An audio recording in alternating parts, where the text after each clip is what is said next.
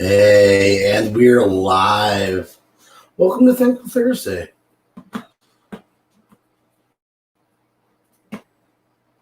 Got some cool things going on for you tonight. As always, everyone's more than welcome to come up. In fact, let me just go ahead and. What's up, Zoom? Welcome in, brother. Whew, it is hot already down here. Holy crap.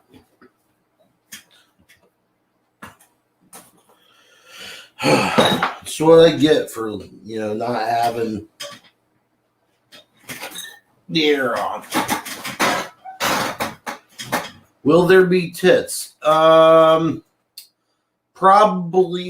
later. Maybe. There's a possibility. So stick around. It could be a couple hours, though, but stick around.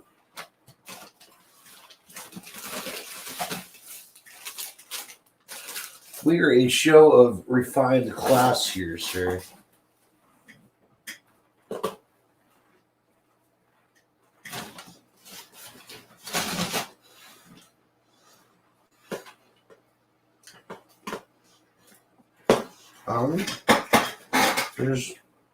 That's a filter.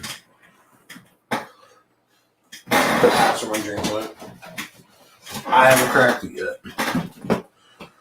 Whew. So it is Thursday, the 7th. And this is where we are. I was told to start it up. We started it up.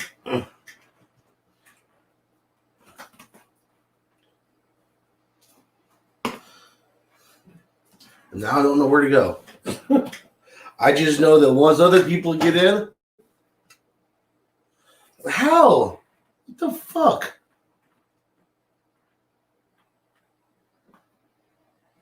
My mouse is literally moving on its own, but the mouse, it wasn't.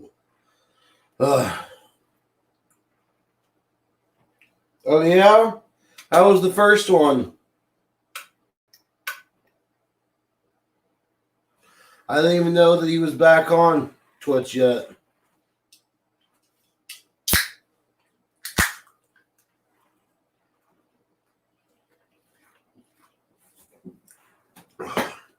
Oh, man. Oh, man. Excuse me. Nothing like, I don't know, getting the day done. Oh, I was about to say, what the fuck's my other chicken nugget? That makes sense.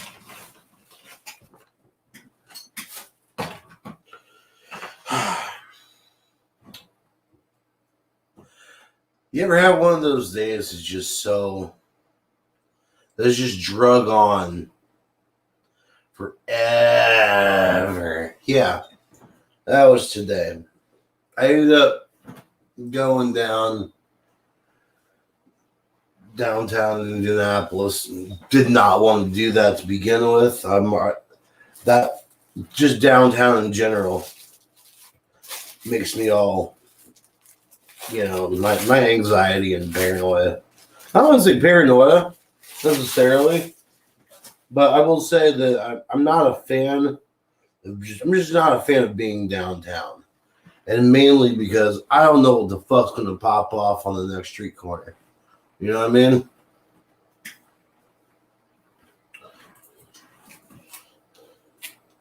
So I had to go down there. And I'm pretty sure Oh, wait. I never told the story the other night when Quietly was on. So there's that. I guess I should probably tell that story.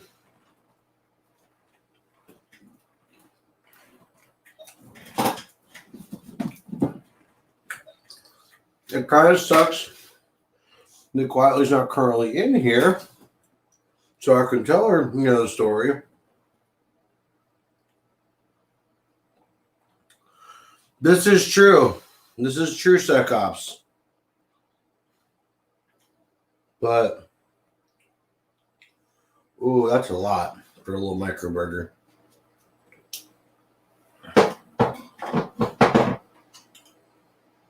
Oh, hang on. Hang on.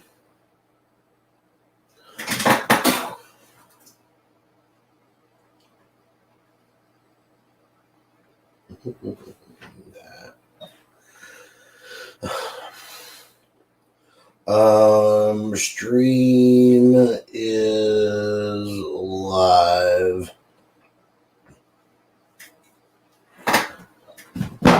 All right.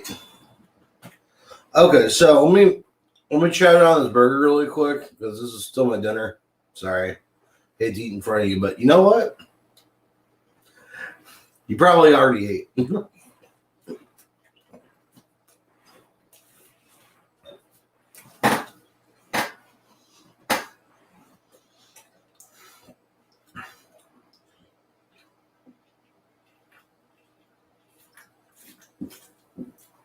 Oh, yes. All right.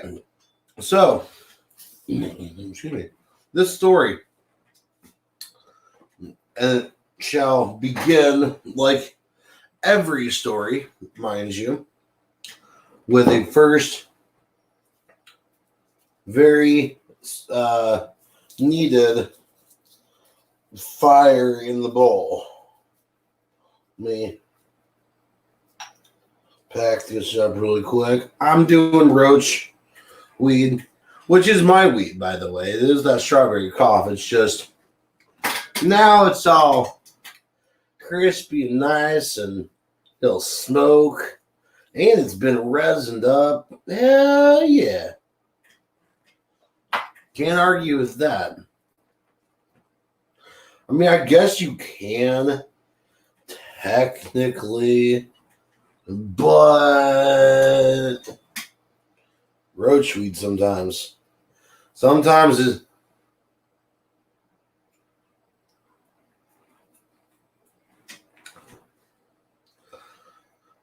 John, what you going on about?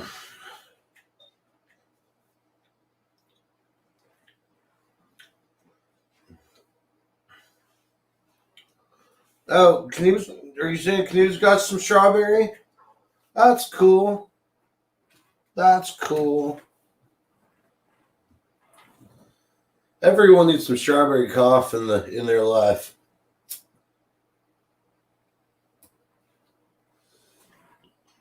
By the way, oh my goodness. Oh, that was freaking tasty. No, right off. Oh, you're. I'm sorry, I misread what you said. This is the only way to lead into a story. I'm sorry. I totally misread what you said. So I went to the Indianapolis police station today, downtown Indianapolis. Let me preface this story, right? To go 2 years ago on the actually I should go get the other phone. I got my phone, at least my cell phone, back from 2 years ago that the police had in their possession. That was today. Tomorrow, I get to go back downtown to fill out like shit tons of paperwork so I can get my shotgun back. And it's a Woodstock Remington 870 combo. Has both the field barrel and the rifle barrel. Now, the reason why the police had this in their custody was due to the fact that when I was living in Indianapolis, Marion County, we'll say, My old weed dude decided that he wanted to start taking a whole bunch of fucking pills. Let this be a lesson to everyone. Let this be a lesson to everyone. Pharmaceuticals are bad. He was starting to pop perks and drinking and doing God knows what else. Thwacked out his fucking mind, you know?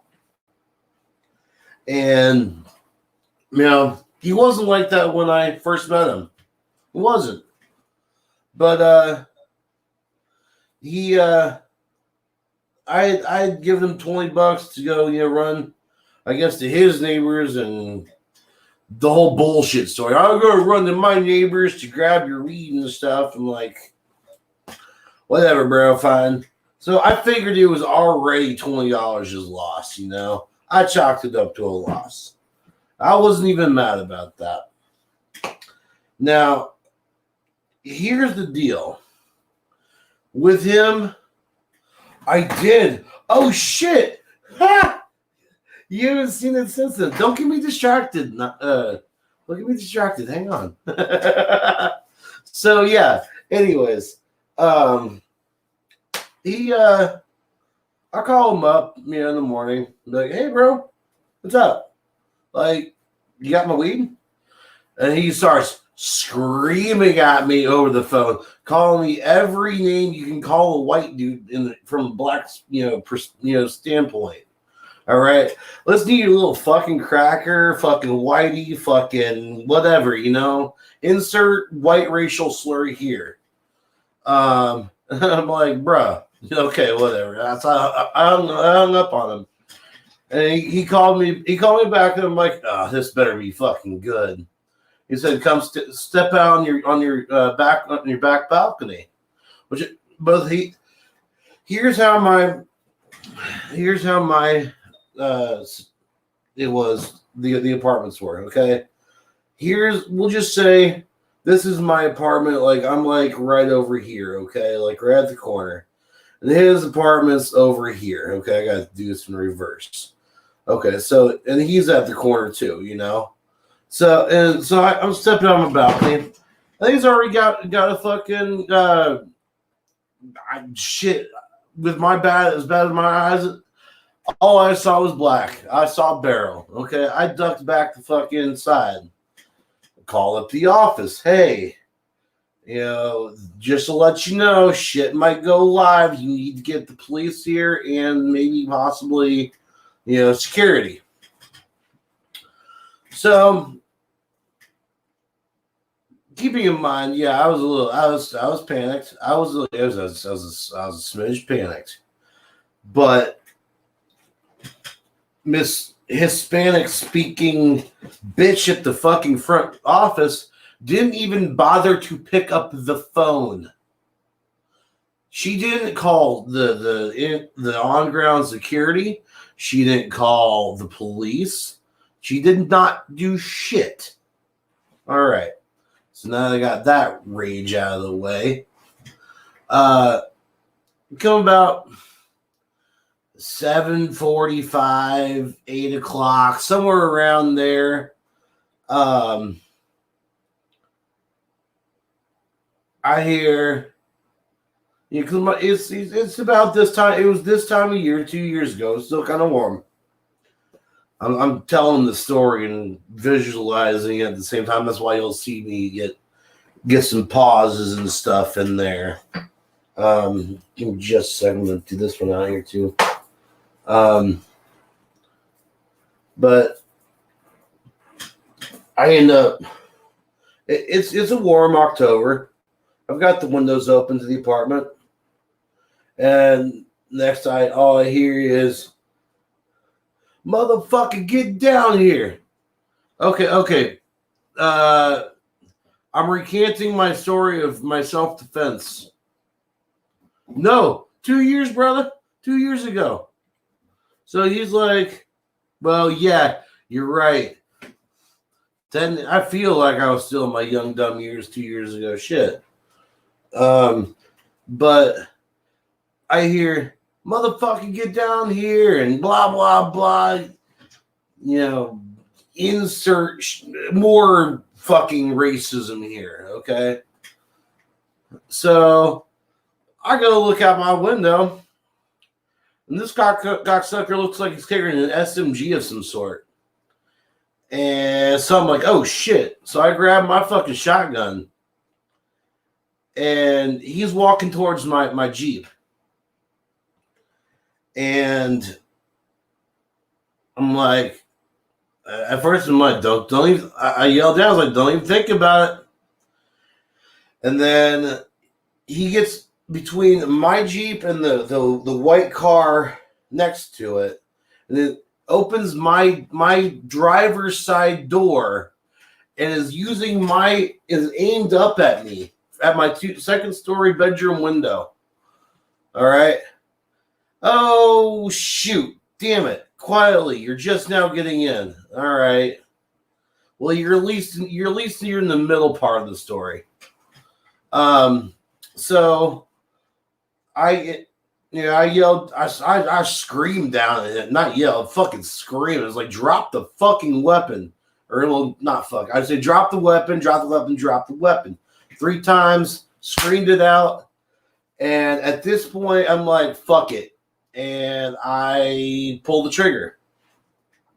Now, what I thought was double op buck happened to be a deer slug. For those of you who have not seen the red mist, it's a very real thing. It's a very, very real thing. Now,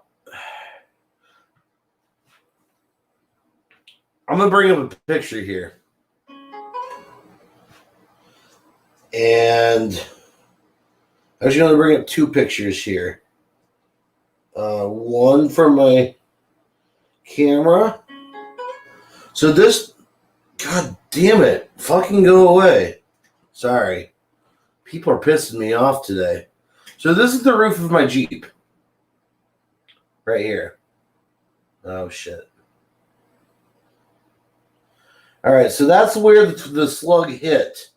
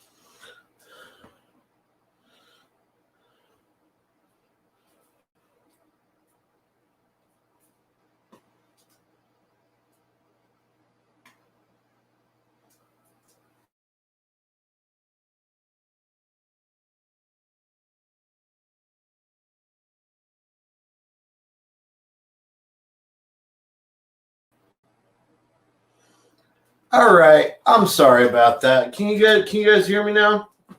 Is that better?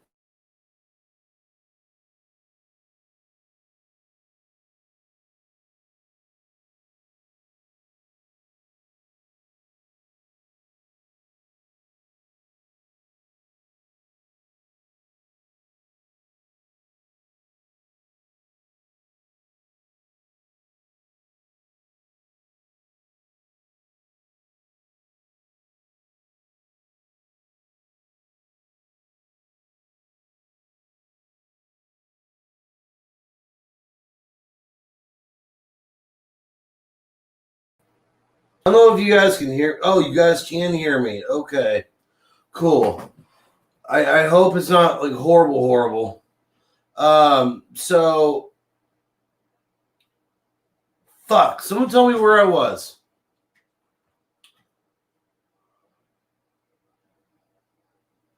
I just pulled the trigger Okay, we'll go from there. So I just pulled the trigger. You know, like I was trying to I showed you the roof of the. No, I don't even think that went through.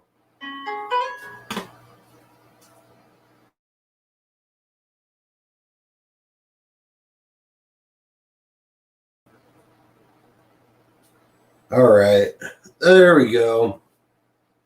All right, I was just showing you the. This is the roof of my car, of my Jeep.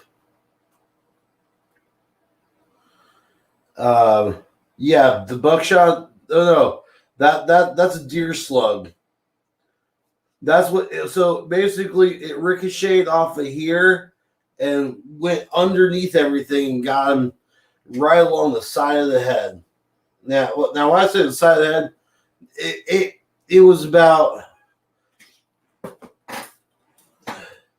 probably about here where it went in, and then through there. So, yeah, when I got down there, because let me back up. Let me get back to this. I end up, I'm freaking out. I'm well, not freaking out. I'm in shock at this point. I am in shock of what the fuck. Again, what the fuck and how? Where do I what? Let me call the cops. So I called 911 and dispatch hung up on me the first time. Legitimately hung up on me. Now, it was such a short call because they hung up on me that the auto redial or the auto callback for 911 that all cell phones have was activated. That's how long they did not give a shit about what was going on. So, anyways, I get back on them, tell them, hey, this is my address. There's been a shooting. Bring the ambulance. Bring fucking cops. So they do. Now, at this point, there's still nobody down there. Like, there's still nobody downstairs coming out of the buildings because you know that's going to happen. It's going to happen, which it did eventually. I got a pair of shorts. I got a fucking, anything I could to go and give medical aid to this cocksucker who was just aiming a weapon at me. Now,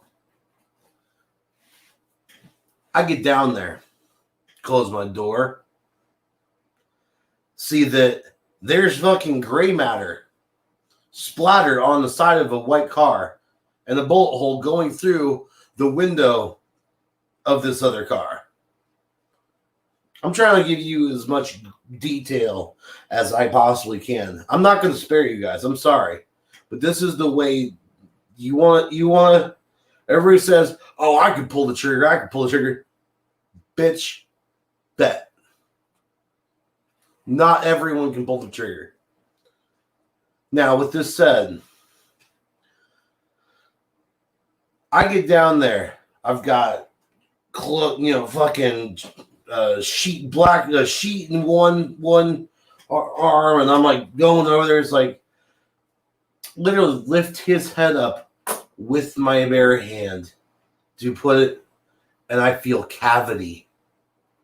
All right. And he's like mouthing words. No voice, just you can see he's not there. This is either pure adrenaline that's going through his body, pure is the nervous reaction from his brain being scrambled. Don't worry, guys. There is an actual good happy ending to this. There really is. I'm getting to it. So I'm down there. By the way, as soon as I get to him, I look over. I've got the claws on the under his head, keeping pressure there. I look over to what the weapon was. This motherfucker was aiming a Tippmann 98 custom paintball gun up at me. Fucking paintball gun. I didn't know that. Hell, my eyes are not that good. All right, so that's about time that it's about that time that the ambulance comes around because the hospital's right there. It's literally like St. Vincent Hospital, my apartment, done. All right, so they show up. They at this point, like there's a crowd around. I'm down there, and the police have come. They have at this point gathered. Let's see, it was 1, 2, 3, 4, and 5. 5 people into the adjacent building that is not my building. And so they come around. I was like, okay, we're going to take statements from everyone. I volunteered to go first. I was like, guys, I got this. And so they took me into my building, luckily enough. Hold on, John. That's not the point. The point was to eliminate the threat. The threat has been eliminated at this point. I'm not trying to kill this dude necessarily. I just want the threat to be gone. Anyways, I tell this cop, I'm going to make your job, this whole thing, really, really simple. This was self-defense. And as soon as I said that, he said, sit down, don't say another fucking word. We're waiting for the detective to come up. Well, detective gets there. I tell him the story. And I mean, I'm at this point, I'm still I'm freaking out. I'm not even allowed to be on my phone at this point. I was lucky enough to get a text message off to my girlfriend at the time, and to one person on Facebook. There was a co-owner of a group that I was in that dealt with weed, to say, hey, dump me from the group really quick. I don't let them see this. So they did. And anyways, so with that said, I'm sitting there. They confiscate my phone.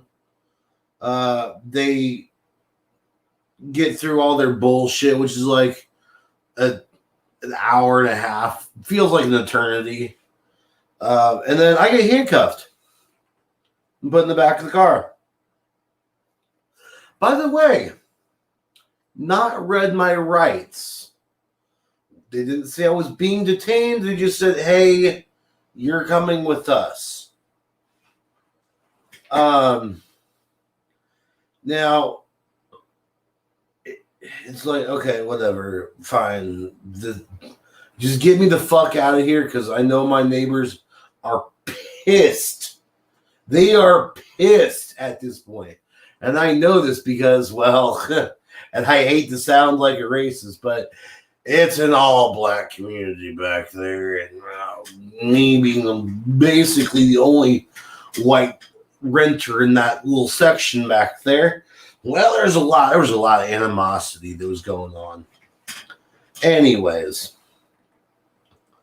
I couldn't walk out of my apartment building without getting stare downs. It was bullshit. I never felt safe around there whatsoever.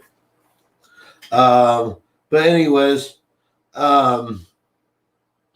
yeah. So I get down to.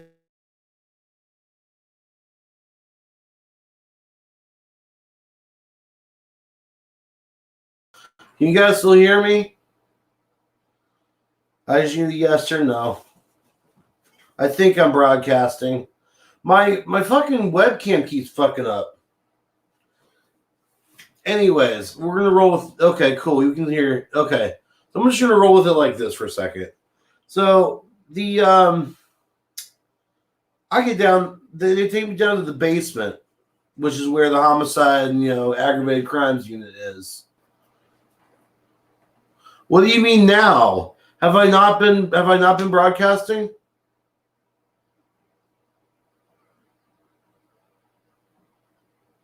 Uh-oh. If not, then I gotta repeat like literally half a story.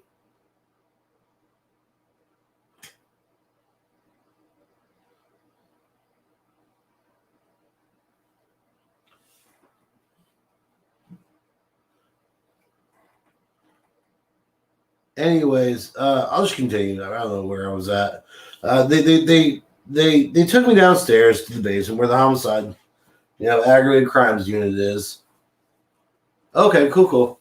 And I get chained to a wall for 3 fucking hours. John Smith, please go be a troll somewhere else. I'm not in the mood for it right now. I know you're just you just playing around, but seriously, just calm down, son. So, anyways, I get chained to a wall for 3 hours while they're interrogating me. Right on, Skull. Yeah, so they're interrogating me for like 3 hours. But mind you, that I have no shoes on. They took me in the police car with no shoes. It's fucking October, and it's kind of chilly outside. A little warm, a little cold. You know where it's at. But, so I'm walking around the police station, with bare feet when they bring me in. But anyways, so I get interrogated. Detective comes in, and I'm flipping the fuck out at this point. Like, I don't know. I'm pretty sure the dude was dead at this point in the time. I'm pretty sure the dude was dead. I thought for sure that I was going to be going to jail that day, and all this stuff. Well, they come back in and they unhandcuff me. They say, we've contacted your parents. They're on their way to pick you up. Big sigh of relief. Big sigh of relief. Holy shit, I'm getting released. This is amazing. So, while I'm waiting for... Hang on, Liz. So while I'm waiting for my parents to show up downtown at the police station, I get asked 2 different times by the detective. He brings up a mugshot of this guy, of this dude that I shot, and like 1 or 2 others. Like, can you point out who the person was? And he does it twice. Hey, can you reconfirm that who this was? Came up like it was like 20 minutes later, and yeah. So I pointed out this dude. I ended up going home, and I ended up staying away from the apartment for almost like 3-4 days. We get back to take a look at, everything. My apartment is a wreck. They've turned the entire fucking apartment upside down. And then they want to tell me that it was unlivable. No, bitch, the fucking cops or whoever that was did that. My bed was overturned. The dresser was on top of my bed.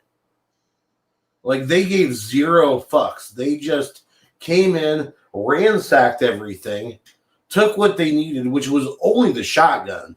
It was, boom, right fucking there. You know? Like, it was literally right there by the bed. It didn't go anywhere after the shot was taken, sort of deal. And hang on a sec. Fire in the bowl, everyone. Fire in the bowl. So here we are, and the fat little fucking. Well, I'm gonna try to be nice. We'll see. She had some pretty big titties. Okay, we'll put it that way. But the rest of her was big as well. And she was the property manager. This is who I'm talking about. I had to think about the physical description before I could remember what the position was. But she's the property manager. Comes around on her little fucking golf cart. You have 48 hours to get out to vacate the premises. Excuse the fuck out of me? Are you treating me like I'm the fucking criminal here? You can go fuck yourself. Now with that, we got onto it. We got the moving van. We started moving stuff out. Started cleaning stuff up. One of the fucking cocksucker tenants from across the street decides, oh, well, fuck this guy and his family, decides to fucking just gouge the fucking tires. 2 of them. 2 tires on my mom's CRV. While I was sitting down in the parking lot, while we're trying to get shit out. Yeah. Oh, best believe Dad and Mom and everyone else, myself included, started carrying while we were there. That's some bullshit. Okay? Like, but anyways, let's fast forward. Year later. Fast forward 6 months. 6-7 months. Here we go. This is where the story has sort of a happier turn. I ended up getting in contact with, dude, I'm not going to give his name. No.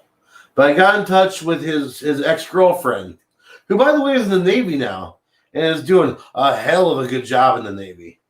But she was joined. I got in touch with her, and she told me that, yeah, he had to be put into a medically induced coma for 2-3 weeks, something like that. Just so that his brain was literally scrambled.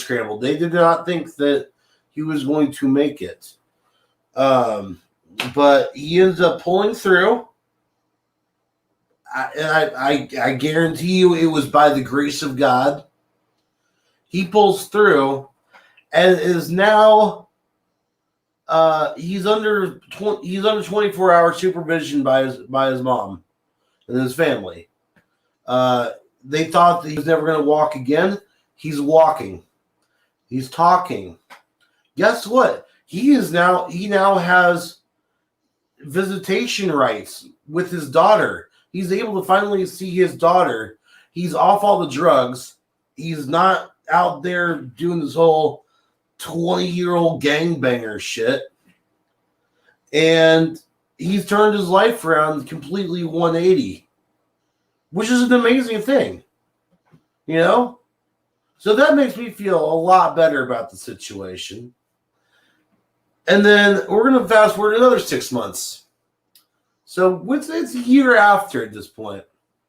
I call up IMPD. It's like, can I get my shotgun? Can I get my property back at this point? They're like, no, investigation's still open. So, okay. And then I wait another year, which was 2 days ago. I call up again, say, hey, it's been 2 years. Can I get my property now? And lo and behold, I got my cell phone back today, and I'm getting my shotgun back tomorrow. The fucking system works. Which is not a normal story around here. Apparently, the cops like to, what's that word? Abscond. Yeah, abscond their firearms. Especially if it's ones they use on the force, like the Remington 870. I'm lucky to be getting this shotgun back, bro. Right. And that is my story. Welcome in, Skull. Welcome in, John. Welcome in, Zoom. Quietly yelling, you see the background out there somewhere. And I think there's a Huckleberry. There's an Avy. Mm-hmm. How you doing? You know what? Evie hasn't been up in a while. She needs to come up Yeah, here. you need to come up, Evie. Apex has been so lonely without you.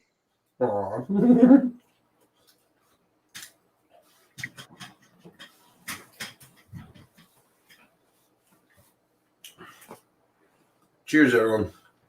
Cheers. Here's to a sober night. Yep. A non-drinking sober night. A non-drinking sober night. Yeah. I was gonna say I don't drink, so just fire in the motherfucker bowl. And that is the last time you'll see me drink one of these in a night. Good. Whew. It was rough. It was rough. But it led to a 9-hour stream. It led to me getting a lot of shit off my chest on stream. And I think it was all good stuff. There was some rambling. But I think eventually I got back on target. And it had everything to do with COVID and how the people who are unvaxxed and the people who are the people like us hey, Valentine, I didn't see you there. Sorry. Are being What's treated up? like the enemy. Yeah, all that shit, man. Yeah. I was talking about how here's an example. My cousin Zach, he's vaccinated, but you know what? He's actually caught it twice now since the vaccination. Yeah, he's still allowed to go over and hang out with grandma. He's allowed to go to every fucking family function, but guess who's not? Guess who's never once had fucking COVID? Guess who socially distanced himself from the world? I barely go out. I'm probably the safest person at that. I would be the safest person at that family event. You would be the one putting yourself in danger. Yeah. Yeah. But no, we can't get the droplets on grandmother.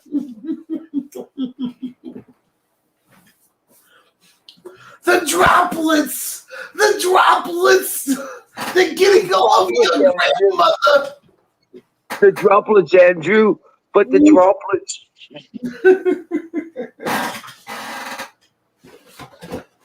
You know what's funny is that you can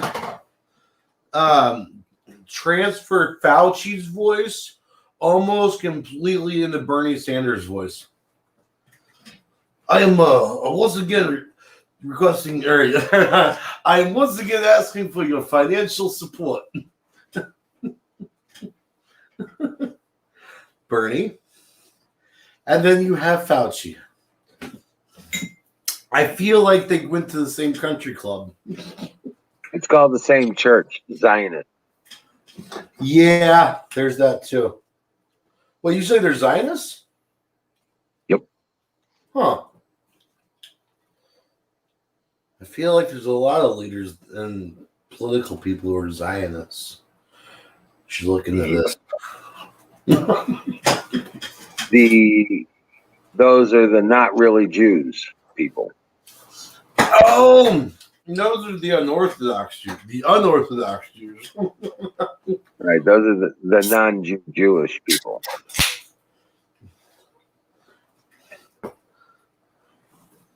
What's up, Jason? Welcome in. Jason. Dude, chicken nuggets are awesome.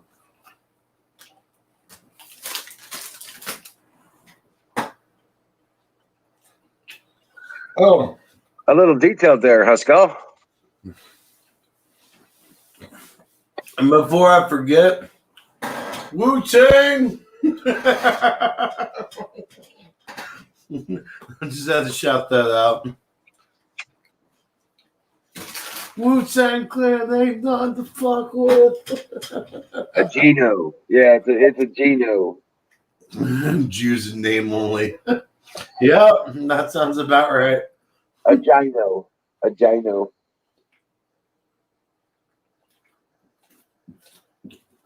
Man, the puppies are like twice as big as they were last video.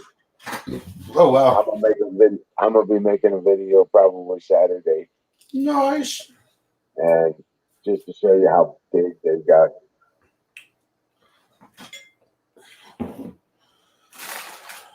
I'll put it this way. When Princess goes in to feed them, she doesn't even lay down anymore, and they're all up on her. She just stands up. Right. Milk truck's here. Beep, beep, back it in. Beep. Right. Right. And they all attach to one or something. Actually, Jason, I gotta type this one out. I just heard this one today. And it was who was it?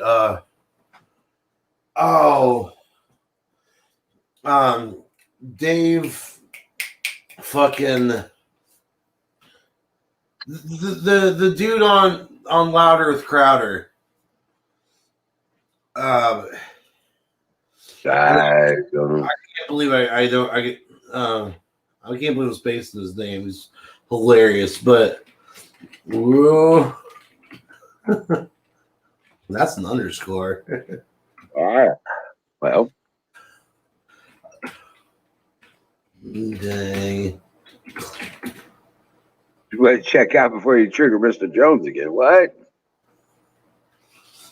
John Smith triggered you earlier? Well, they're putting chemicals in the water. Turns friggin' frogs gay. Do you understand that? Turn the friggin' frogs gay. Friggin' crap. Freaking fresh, no good fresh.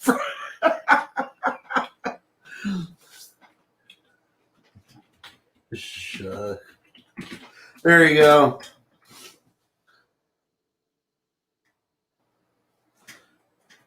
Wu-Tang Clan ain't nothing to shuck with.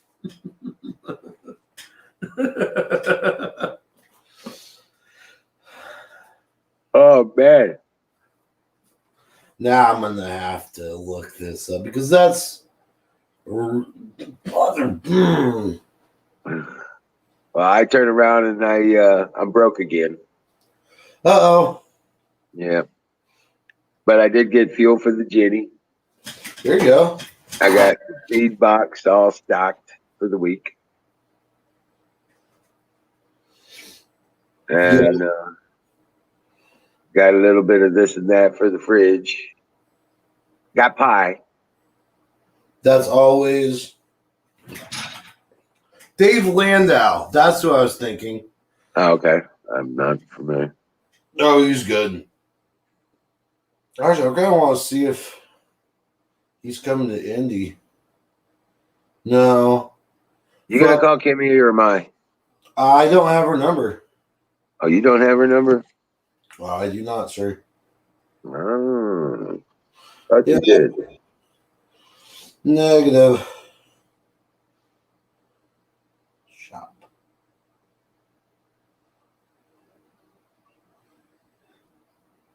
All right. I'm gonna have to get in the Hoy shirt. Anyway, yeah, Dave Landau's hilarious. You should listen to some of his stand-up comedy.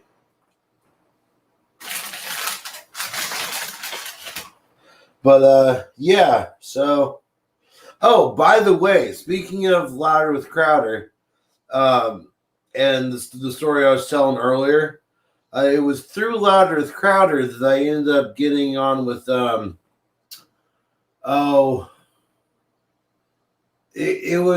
it's basically it's a subscription for it's firearmslegal.com.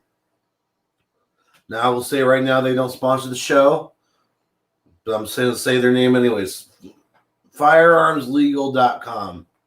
It's a team of lawyers in every state it's there to fight for if you're in a self-defense case, they're there to fight in your behalf. And then also with the premium package, it includes crime scene cleanup, therapy, everything's paid for. Yeah. Like it has PTSD therapy included in with the package.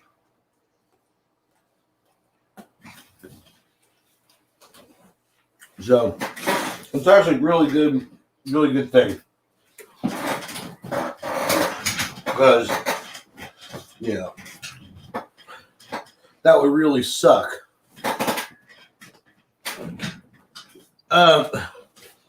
They're all Louder Skull. Oh my gosh. Oh, I took that pillow out. Now it feels amazing.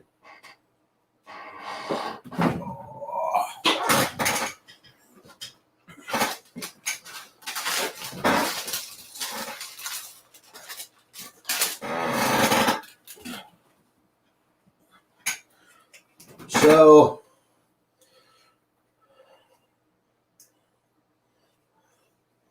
I'm probably not going to make this a personal late night for me because I got to be up early so that I can get back downtown to get that shotgun.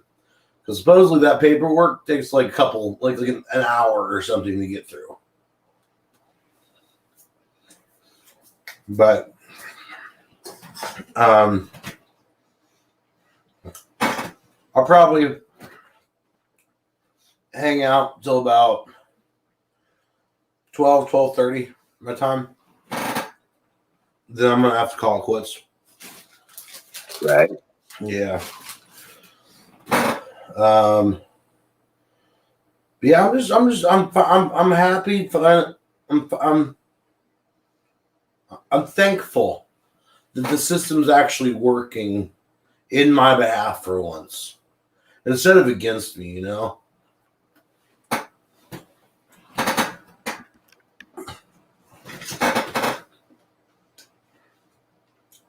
Why am I so worried? This is Wiz. Come on on the show. We'll see you here in a few. Voicemail.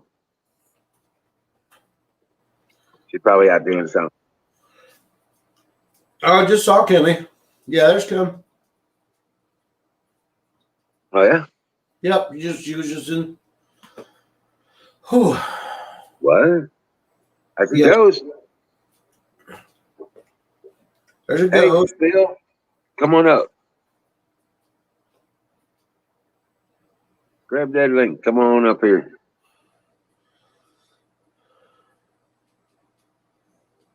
Yeah, Kimmy's here. Okay. Yep. Grab a link. Come on up. Wow, man. Man, it was a beautiful day today. Yeah.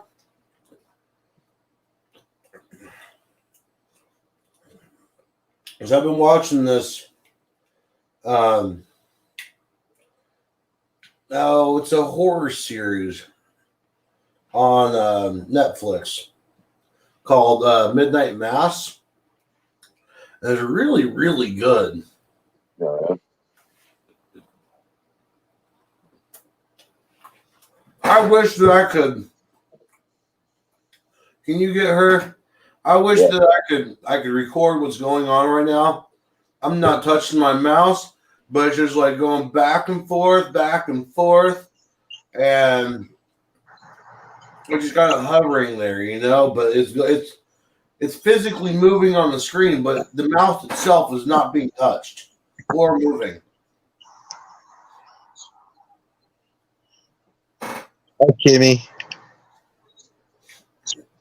That's weird. Hello, I had to make sure I shut everything else down for I don't Oh, okay. echo. right. How are you doing tonight? I'm doing pretty good.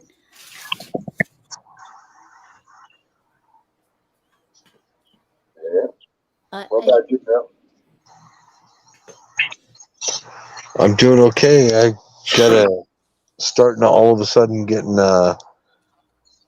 everything is just coming out gangbusters as far as crops go, and I'll be working pretty soon. So Nice.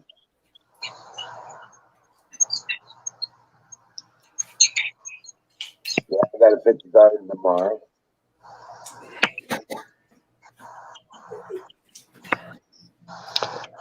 yeah, being self-employed is kind of a hard ride right now. You know. Yeah. That's the truth, for sure. Getting I the did. customers is a problem. I did some. Three. I've done three bids on some jobs, and I think one of them I'm going to take. So it's going to tie me up a little bit. Gonna get tied up in working on a job. Hopefully, if it comes through, I'll do it. When I get tied up on a job, I don't really have much time to get online. Oh Good my thing we don't God. go online during the day.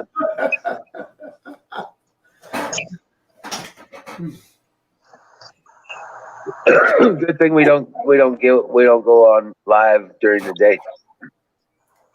Yeah, I do sometimes. It's rarity, but sometimes. But it's Well, this usually about like 4 o'clock or something in the afternoon. this is a big commercial job, so Oh yeah. it'll keep me going for a little while. Hey, Yeah. at least getting tied up in the good, Cool. not the bad way. Like I say, working for yourself is either like eating chicken or eating feathers. Yep. Yep. I told you I picked up that delivery service job, right? Yeah. All right. Yeah, that's pretty cool. Not all the time. It's just when he's got stuff that needs to be delivered. But hey, I'm good with that. At least Hey, you that's don't got to something, worry about getting no shots. Right. Something's better than nothing. Right. But that's the bad thing. Nowadays, the ones that you go to try to get a job and stuff, and then they're telling you got to have the shots. And so Well, that's the bad part of the it. nice thing, Kimmy, is the fact that, well, I'm going to start with what Don T was talking about. And what he was saying is if you have over 100 employees, it's still not law. It's a decree by a little punk who thinks he's the fucking, you know, he thinks he's a king or something. Only kings can make decrees. It's not law. So anybody over 100 employees, it's not law. It's a decree from King Biden. And you got to understand, he's not a king. He's a wannabe. And so we just don't pay attention to that shit. Right. Right. The employee has to fight against it and tell them that it's not a law. It's not a law. You got to have your employee at that point stand up and say, my company's not going to apply. Right. Exactly. And some companies have already done that. It's already happening. He's already meeting a lot of opposition. So, you know, America's not going to play that shit. Stands and rise for King Biden. Yeah, but they will get some. They will get some that'll do it because of that. Did anyone see that thing with Hillary when being like, what was it? Appointed as a chancellor or something to some college, and she's got some little page boy carrying her fucking their robe behind her. Young Dude, girl. how fucking like Game of Thrones can you get? Right. Hey, Nightingale, welcome in.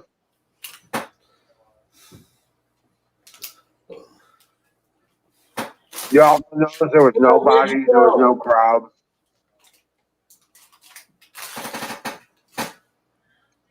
Did you also notice there was nobody around? Yes, I did. And that was actually kind of the funny part, too. Because Hillary Clinton at this point is so irrelevant. I mean, She's soon to be wearing the new black. yeah. Mm. Mm-hmm. And Bill needs to follow along with her. Yep, on the march to the rope.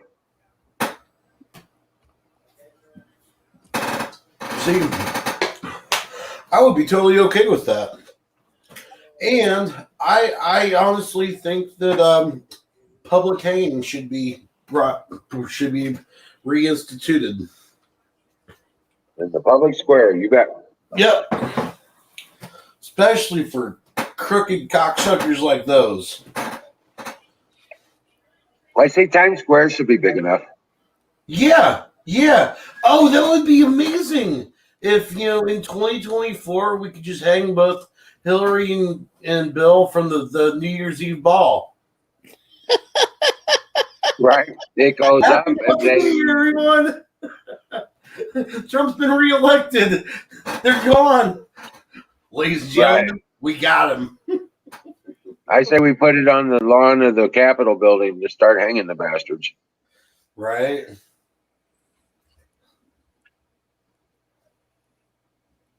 Nightingale, hello. You know what? My camera's not on. There was a little part of me that said yay when I saw those gallows that were built outside the Capitol on January 6th.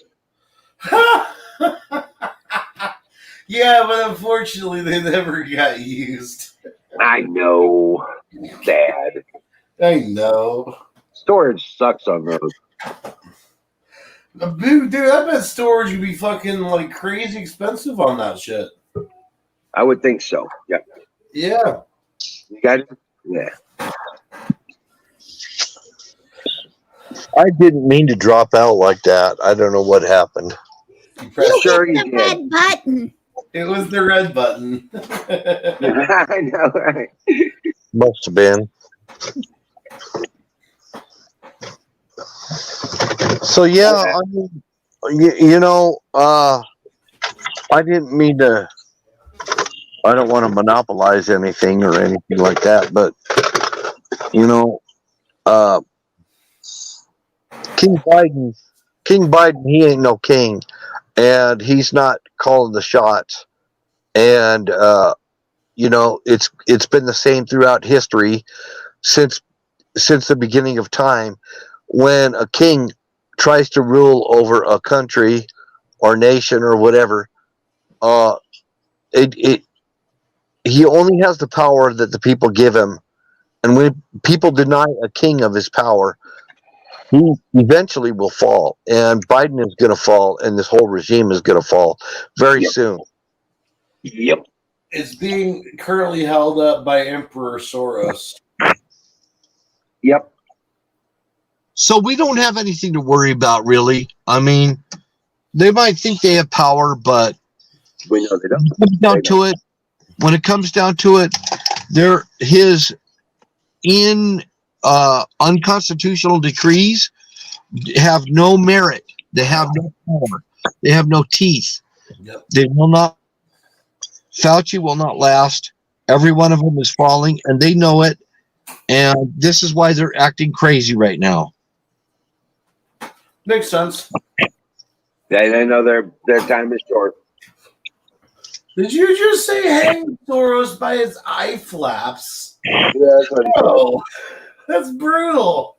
Isaac, Yes, Skull's been talking about that since we started talking about hanging.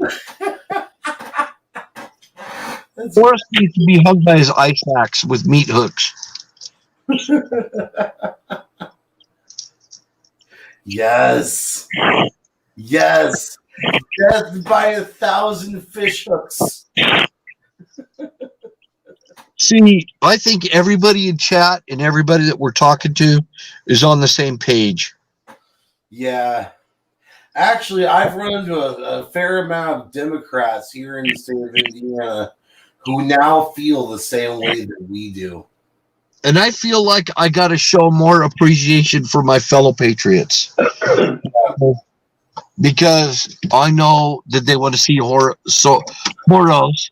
I think they want to see Horos hang by his eye sacks, by meat hooks. There's a but there, Nightingale. Yeah. It all needs to be done constitutionally. We don't want to be talking insurrection and all this other shit. As far as outside of the constitutional realm. So there's a These framework. are all constitutional justice that is about to be performed. Well, there's a framework. It has to be done in the proper framework. Yep. It can't be done. It can't be It's not done. going to be some mob lynch situation. No, Communicated by a not court, a judge, and then it'll be, probably military tribunal, and then straight for the gallows. And as far as the description of what true what is a true fascist? A fascist, it doesn't matter what political affiliation they have. Fascism is embedded in every form of politics. Okay. How do I know? It's because the very people that invented fascism says so. Yep. Now get this. You only have to prove violation of oath of office for those that took an oath of office. And you only have to prove treason once. You don't have to go through a big nightmare. Right. And fascism, Stalin. If you want to talk about Stalin, let me ask you. If you don't think Stalin was a fascist, you are fucked up in the head. Stalin, Yeah. Chavez, all of them were fascists. Castro was a fascist. Mussolini was a fascist. Yeah. Hitler was a fascist. Let's call it for what they are. And Trump is no fascist by any means. Oh no, that's all. We all understand. Democrats project what they are onto other people. That's it. That's all there is. Just listen to what they're saying, and they're describing what they're doing and what they're saying, what they believe in. I hear right now, as we speak, Republicans that are full-on fascist. Yep. And McConnell, that piece of shit. I will be happy to call them out because there are Republicans that are fascist. It is a war against fascism. Satan is a fascist. Oh, sweet Nightingale. I was going to say, holy cow. That's awesome. Oh wow. Wow. Right on, Nightingale. Absolutely. Well, we appreciate that for sure. Yeah, so fascism hasn't been done correctly yet. No, it never will. Good girl, Nightingale. Thank you. My God. Yeah, that communism thing just doesn't work in large scale. Okay. Anything helps. No, it doesn't. No, fascism doesn't work. I agree. I agree with Antifa. Antifa are anti-fascist. So you guys, anybody that's Antifa that might be watching the channel, you better fucking get out of the communist socialist bullshit because it's fascist too. Yep. And there's no such thing as I was just doing my job. That's right. Nope. You're gonna fry. We're gonna hang your ass. Yep. That's what the Nuremberg. Complicit is to be guilty. Yeah. You know, Goebbels and all of those Nazis that hung during the Nuremberg trials that were fascist, they all said they were just doing their job. And they hung.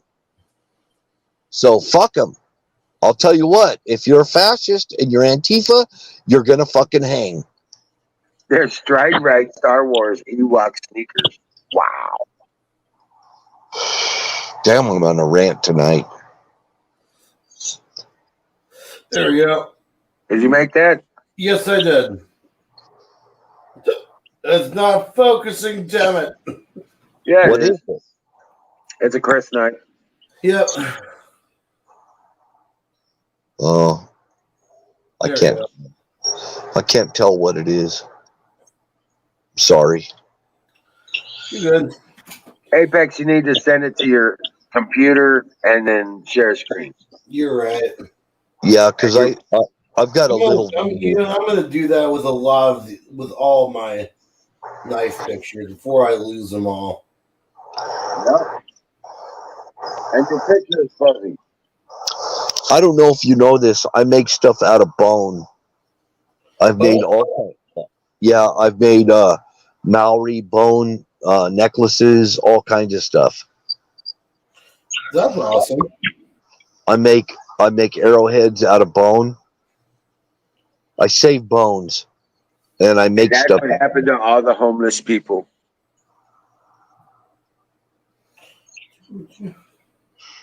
No, none of my bones are homeless people. Okay. I mean, that's a good source. It is a good source. I only do cow bones and sheep bones so far, but Yeah. homeless? I'll think about homeless. I'll think about it. What you got? You got to just drop a piece of cheese and let the bums fight over and take the loser. Is that bad? Is that a bad way of thinking? No, Yeah. actually, it's proper.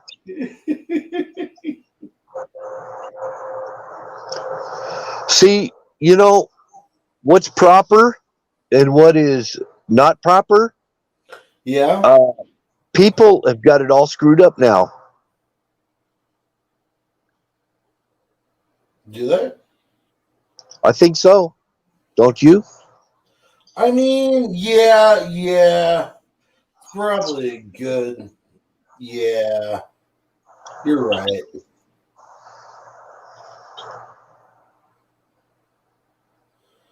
Sorry, I'm going through all my pictures trying to find all the knife pictures. I'm more about just live and let live. They'll eat each other eventually.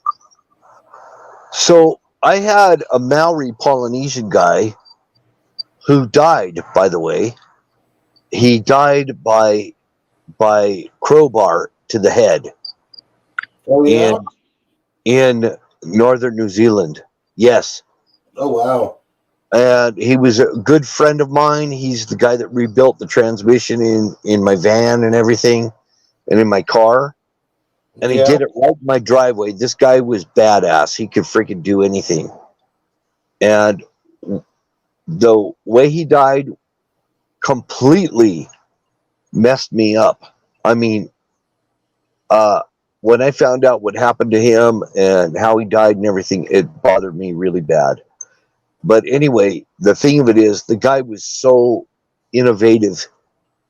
I mean, he showed me ways of doing things that I never saw anybody do before, like uh, taking his compressor for his air conditioner in his vehicle and turning it into a compressor to fill up a tire. Little things like that, you know. And Right. Yeah, one more time. I was looking at pictures. What? he figured out a way to use his air conditioning compressor on his vehicle Yeah. to fill up a tire with. This Oh, guy, that's cool. yeah, he knew how to do everything. He could literally put things together with baling wire and duct tape That's awesome. and make it work and make it last. So he was a Maori. He was from New Zealand. He was a Polynesian guy. I totally want to honor his name because he was a good man, and his name was Rocky. And I will tell you right now, I learned more stuff from him than just almost anybody that I've ever met on this earth. Yeah. And as far as being innovative and being creative, you talk about Tesla. This guy could probably figure out everything Tesla did, and he lived in a world where he really was oppressed, and he got his head beat in by a crowbar by Jesus. other people. Yeah, he got killed. So I'm saying it in his honor. Rocky Haraki, that was his name. His last name was Haraki, and he was a friend of mine. And God rest his soul. So anyway, that being said, I realized, you know, how much that we take for granted here. And as far as they don't get auto parts. He told me, he said, we don't get auto parts. If we order an auto part, it might take us months before we get it to New Zealand. Oh wow. And he lived in the North Island of New Zealand, the northern part. And you know, the guy was a really a man of his word, and he kept his word, and he did what he said he was going to do. So and he was never in the military. He's not a veteran or anything like that. He was just a really freaking good dude that stood by his word.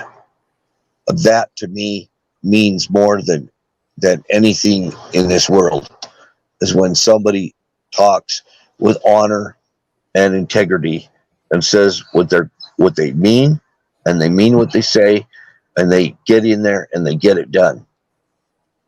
Right. Yep. Amen. So anyway, enough of that rant. I know a lot of people. These things are important. These things are important. So And our problem, a lot of us, we're all in the same boat. We're all human, right? And a lot of us, we don't realize, you know, some of the people that you might not realize are actually your true friends. Some of the people you don't realize are truly your real friends. And sometimes we just don't realize it. And it's just because of the way we're programmed.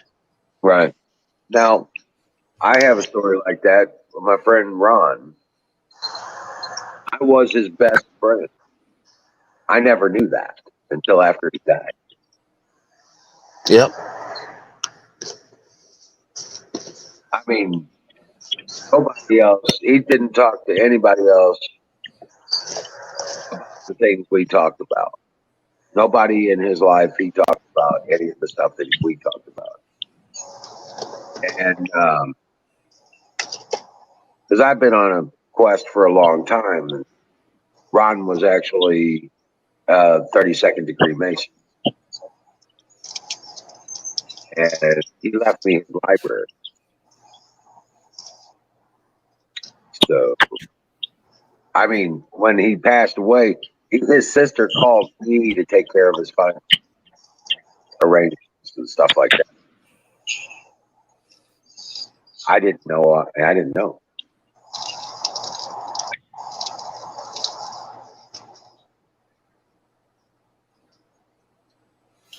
I think I finally have them all. Just as I do. Sweet. Now share. Actually, hold up.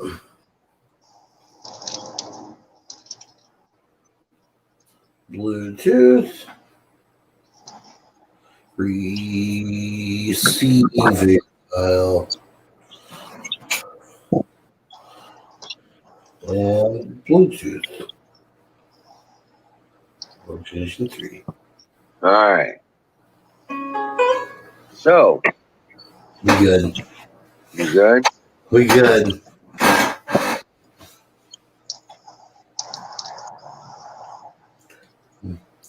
Yeah, but who wants a Honda?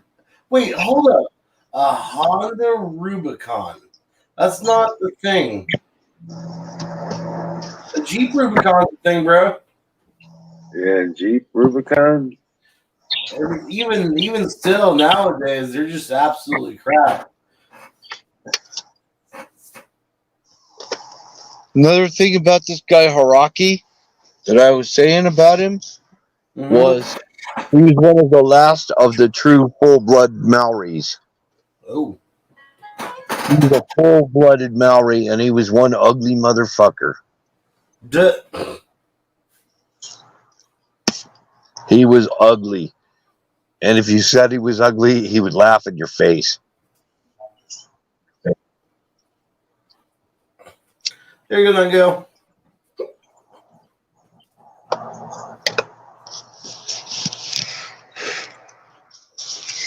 Full-blood Maoris are not pretty people.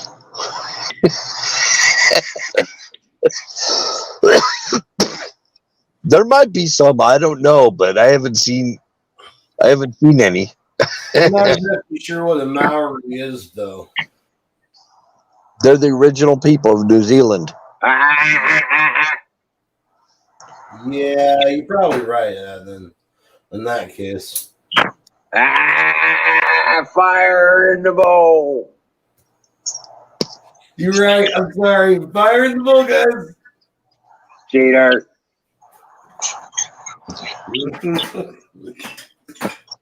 Brought to you by Southern Gravy Biscuit Farms. Like he said. Cheater, pumpkin eater. Yeah. It was me. Here's Nightingale. Hey, Nightingale. I've ate a pumpkin before. What's that? Oh, nothing much. Oh, I'm just what are your braids? been working hard like everyone else. Nightingale, how you're doing? Doing good, but check this out, you guys. This is what I found today, or at least I was given. Let's see.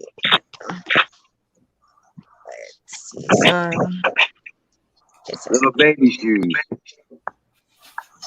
They're Ewok shoes. Oh, they're adorable.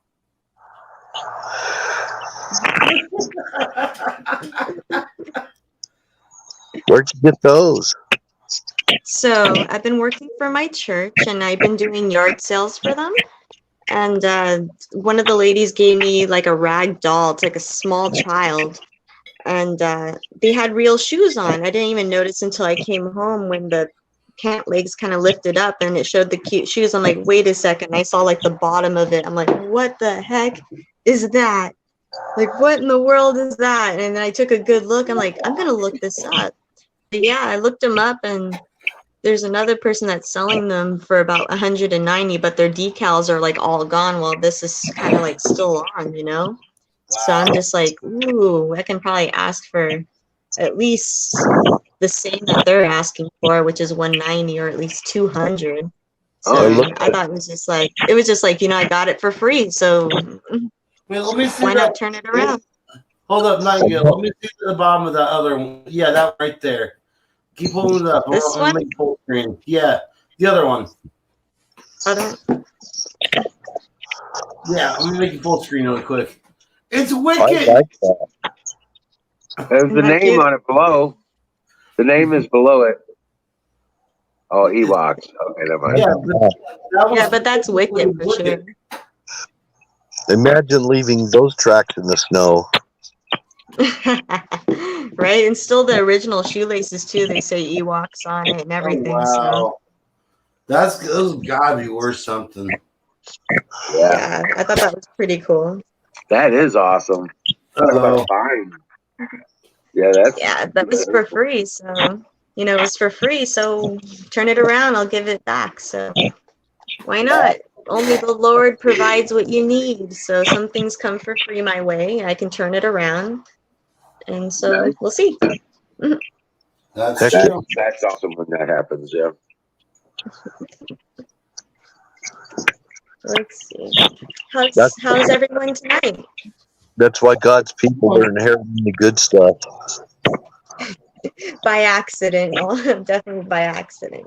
But it works out. So that's good. So I'm loving your pigtails. Huh? I'm loving your pigtails. Ponytails. Pigtails, whatever. Yeah, it's easier than actually styling my hair. This is the lazy way of handling it. Just braid it up and tie it back. Why didn't I think of that when I had long hair? Because you're a guy. Because you tried to do actual pigtails instead of braids. Yeah, that is true. I did. He put the ponytails up on top of his head on either side.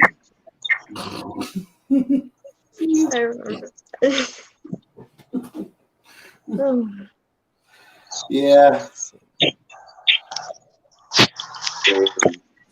Oh.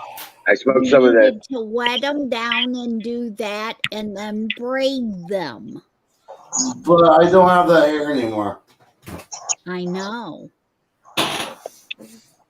Now I could put Bill. Now I could put a face to the name. Right?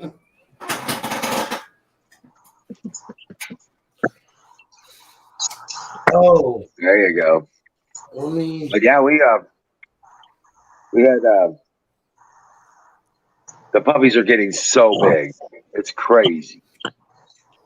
It's like I feed them, and you seen the videos where they all attack the feed tray. I think if I held the camera there, you could actually see them expand as they eat.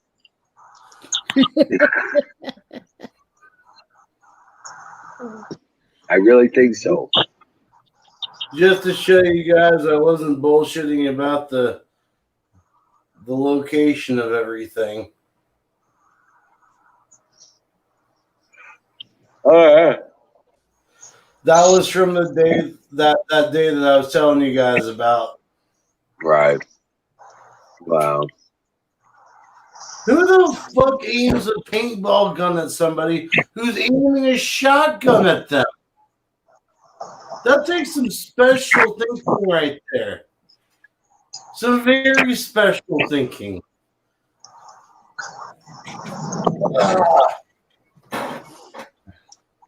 I've actually been, here's the thing. and it's happened almost. It's happened about 2 years in a row at this point. About this time, I start having these recurring dreams of that day. Yeah. It sucks. So, what other projects you got going on then, Nightingale? I'm still painting that trellis. I had to change the method I was painting though. My back was like all achy from doing it on the ground. I ended up getting like one of those stands. It's like a horse. They say it's a horse, and so I had to put the trellises on Sawhorse. that. And yeah, sawhorse. Thank you. And I was able to put those up on my own and put cardboard underneath for painting and getting the upper coat and not making a mess. So I finally finished the last one today. But then like I had to rush to the church because I'm preparing to do a funeral tomorrow with the ladies. But fortunately, it's not going to be too much work on my end. It's more hosting and catering to the family after the mass. So it's going to be probably well, I actually get to sleep in. Usually I wake up at 5. So I get to like wake up at 8 tomorrow, show up at 10, help finish setting up and prepping all the food up ahead.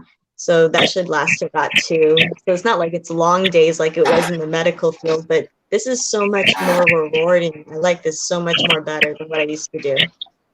Right. So we'll see how that goes. My brother is going to actually join in and help. The church part, I don't get paid for. That's just my time I put in. But I get, like I said, a lot of blessings. I mean, look at the little shoes I just found on this doll.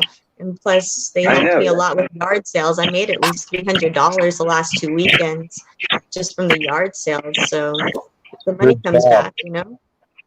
You got to work for it, but I'm helping them too. So I'm learning a lot from these people. So I'm keeping moving. I'm keeping learning. Just keep my eyes open. You'll be blessed. You're going to be blessed because when you're there with people that are, you know, I don't know, I guess mingling with people of like mind, it will come together. Absolutely. Like I would have to say I've met a lot more people, more like me, like us, I would have to say. You know, there's a lot of patriots mixed in. I mean, there's the other side still in there. I mean, there's a lot of older generation that doesn't know any better, you know? So, but I definitely met a lot more patriots, have a lot more hope seeing it in front of me now, like helping and participating. I'm definitely making a network of people I never thought I would ever meet in my life because I never had that many people around me besides my family. So this is good. This is my time. This is my time. Well, I was going to say, you can never outgive God. He won't let it happen. Absolutely. Right. Absolutely. Good job. Yeah. You guys, I'm gonna just head back to the chat. I'm gonna do a couple of things, but I wanted to say hello and just everyone keep the faith, keep strong. Do it. Thank you for coming up, Nightingale. Thanks for putting a face to your name. I've showed up a couple of times. Come on. Okay. Yeah, you stood up a few times. Okay, I don't remember, but that's okay. All right. What are you doing, Apex?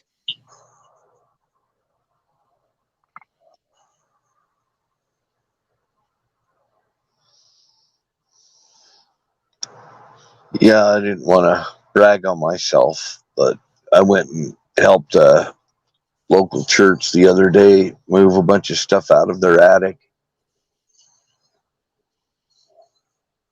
Oh, yeah? Yeah, it felt good to do something good, you know. Yeah. What is that, Apex?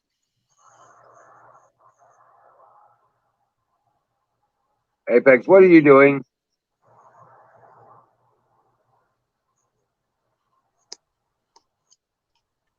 Can you hear me?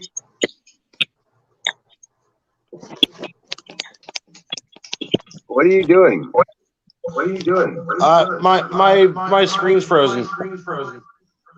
Give me a sec. Oh. Nightingale. I was going to say, God bless you, Nightingale. You took up. Yeah.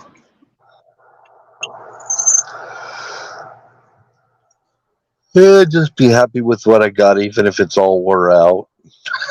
Yo, that's kind of what you're supposed to do. Be humble and use what you got. Yep. Thank God for shoe goo.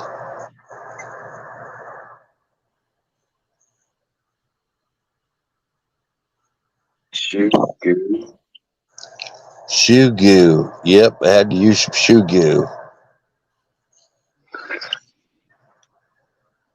I have no idea what the hell that is. I couldn't afford to buy a new pair of shoes, so I Right. went and bought me some shoe goo and fixed my damn shoes. All right. Oh, hey, I've got to do that too. I showed you my boots. I gotta go get some. I'm gonna go get some Gorilla Glue weather stripping stuff for cars.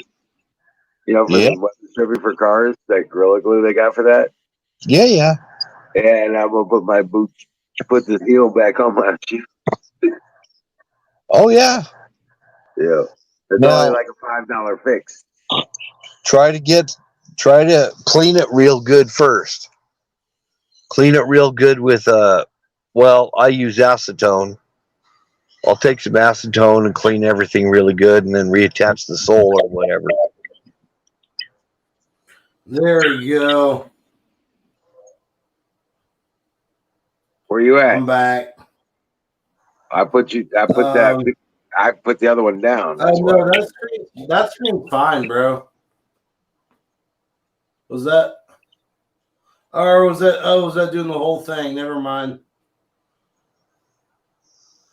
Yeah, it's doing the whole thing. Well, that sucks. I was hoping I could just keep it a little screen. Oh, okay. But what that is FL Studio. I'm finally getting back into the music making game. Oh, yeah. So there's that. Shoot, good. Yeah. That battery finally crapped out on me, so I had to grab one from my tuner. Use either alcohol. You want to make sure that when you apply the glue, that it's a very, very clean surface, and maybe even scuff it up with some sandpaper or something, and clean it real good. And that shoe glue will stick, and it'll make your shoes last. Get more mileage out of them. Nice. Yeah, I figured I'd wipe down the soles with alcohol. And clean it up. I'm not buying any more Chinese shoes. I don't know if they're Chinese, but If you really want to get serious about fixing your own shoes, you need to get a lathe. Get a lathe and get some soles. Go buy a bunch of soles online or whatever, and have them sent to you. Oh yeah. I might make some boots now for like cold weather boots where I could line them with rabbit fur. Hell yeah. Get yourself one of those shoe anvils and start hobnailing the soles on. I just figured I'd go for like a size 12 because I'm a 10.5. And then I'd put rabbit fur in it. That's what you're saying, the shoe anvil? That's what a lathe is. Oh, okay. It's a steel thing that looks like a steel foot. And you just put your shoe on there or your boot or whatever, and it gives you somewhere where you can hammer nails and stuff in your shoes. Yep. I just had to find two rabbits that are similarly colored. I need to get one of those myself. I just need to find two rabbits that are similarly colored. I can do both my shoes, and they look somewhat. Rabbit fur is actually I don't know why they ever got away from it, because it's one of the best liners for wintertime that you could get. Oh man. Because of PETA, that's why. That's why mink isn't really. You don't see much mink anymore in clothing, and unless it's like stupid luxury, stuff. Yep. That's why we don't have fox furs anymore. But look at how many military type, Arctic weather stuff that they made that was made with rabbit fur. Oh yeah. Oh yeah. Chinchilla is actually pretty good for that too. Chinchilla's too pretty, man. Yeah, but it's so warm. Yep.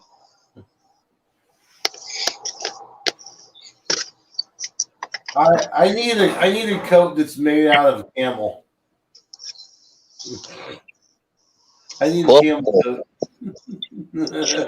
You want to try sleeping on a buffalo hide with the hair on? Yeah. You will be amazed at how cushiony and pleasant it is to sleep on a buffalo hide, and warm. Ooh. Okay. Yeah. Of course, the hair is like 4 to 6 inches long, and it's all fuzzy with clean properly and brush. But Yeah, it's you guys springy. got me looking. It's springy, so it makes it cushiony. Makes it really soft in the wintertime. A buffalo hide. Real simple, not complicated. Nothing complicated here. Just a good old-fashioned buffalo hide. Yeah, you lay it out in front of the fireplace, and you get the champagne out, and you start the fire. Yeah. And put That's on a the bear hide. jazz in the background. You got some nice Kenny G or something flying in the background, and strawberries or grapes or something. Sit down with a special somebody and There's No. a buffalo And 9 skin months rug. later, there's babies coming. That's right. No. We no. That don't. Yeah, no. We're not having no more of those. Oh. Fuck.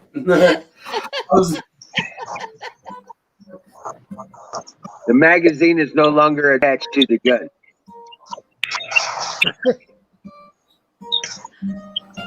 So, what are you saying there, Wiz? There it was. Say what? So, what are you saying there, Wiz? What are we trying to read between the lines here? Brown chicken, brown cow. That's right. I'm just saying. I used to have a buffalo pelt. Now they're selling on Etsy a buffalo skin rug for $1,500. But I tell you, I did raise 8 kids, so Yeah. So what you're Boy, that saying? worked out. So what you're saying is, you either got snipped or you're using condoms. Oh, I got snapped. Laser like. Had a laser thing. See, I make condoms out of sheep intestines. That's going too old school, good sir. Yeah, they said you got how many kids? I was like, yeah, I don't need no more. Right. I don't want to stop doing what I'm doing. So seems like all of our chances just we're done. We need to stop this from happening anymore. And they did. And nothing changed except for that I couldn't make her pregnant,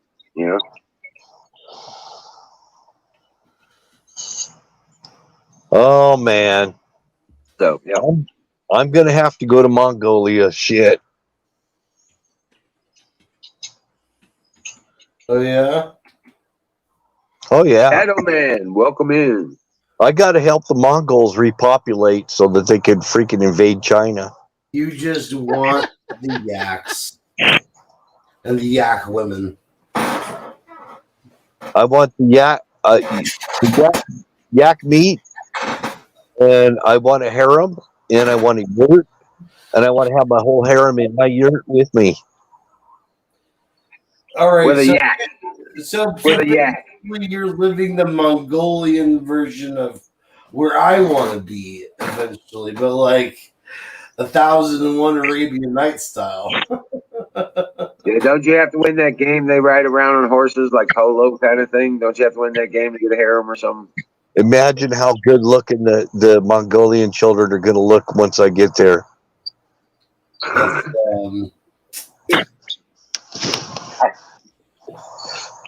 Man, I don't know that. I think you're a little old for that. yeah. I'm gonna agree with Wiz on this one. Going to be full blown freaking barbarians. I'll tell you what. I don't look at Mongolian age. I don't look at age no more for that, because all you do is look in the Bible and look how old women was having their first babies, I know. and how old the men was. So when God's involved, age means nothing. Amen. Amen. Yeah, but wasn't that before the flood? And then like the years started going down. Yeah. Yeah. Unfortunately. Well, heck, you start looking even into like Sumerian, and that Babylonian text, and you're talking about kings that were 500-600 years old. Yep. Yep. Apex, you don't even know what life is like until you go to Mongolia. Oh, that's okay. Oh, I hate the Mongolians. I tell you what, they love you long, long time. Wait, weren't the Mongols like originally based out of like, I don't know, like Siberia or like something like that? I don't know. I'll take Western Mongolia. You take Eastern Mongolia, and we'll see how the kids turn out there. I'm okay.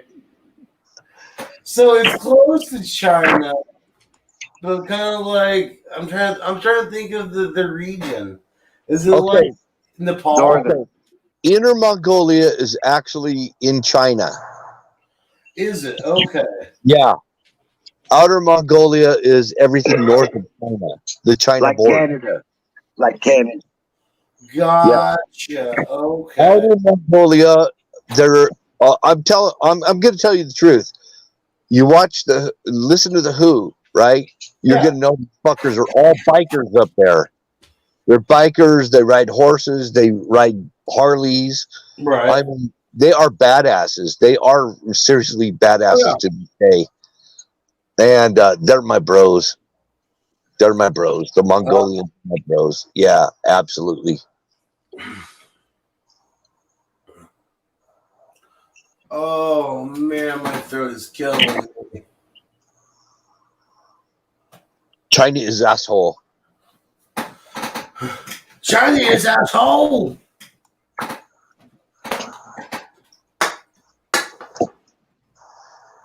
Mongolia once again. China is asshole. I think Liz went to go get his pie. I don't know. I don't see him in the pie cup. No, the thing of it is, in Mongolia, I get to eat meat. Yeah. Like real meat, not just like bat meat, right? And mouse and I get meat. Good meat. Yak meat. Horse milk.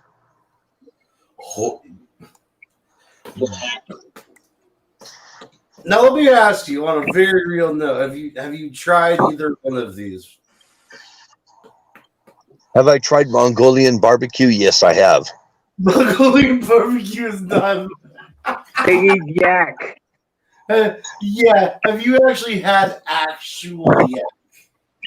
I've never had actual yak. No, I have not. I Oh want- man, I would imagine it would be pretty close to beef, but tougher.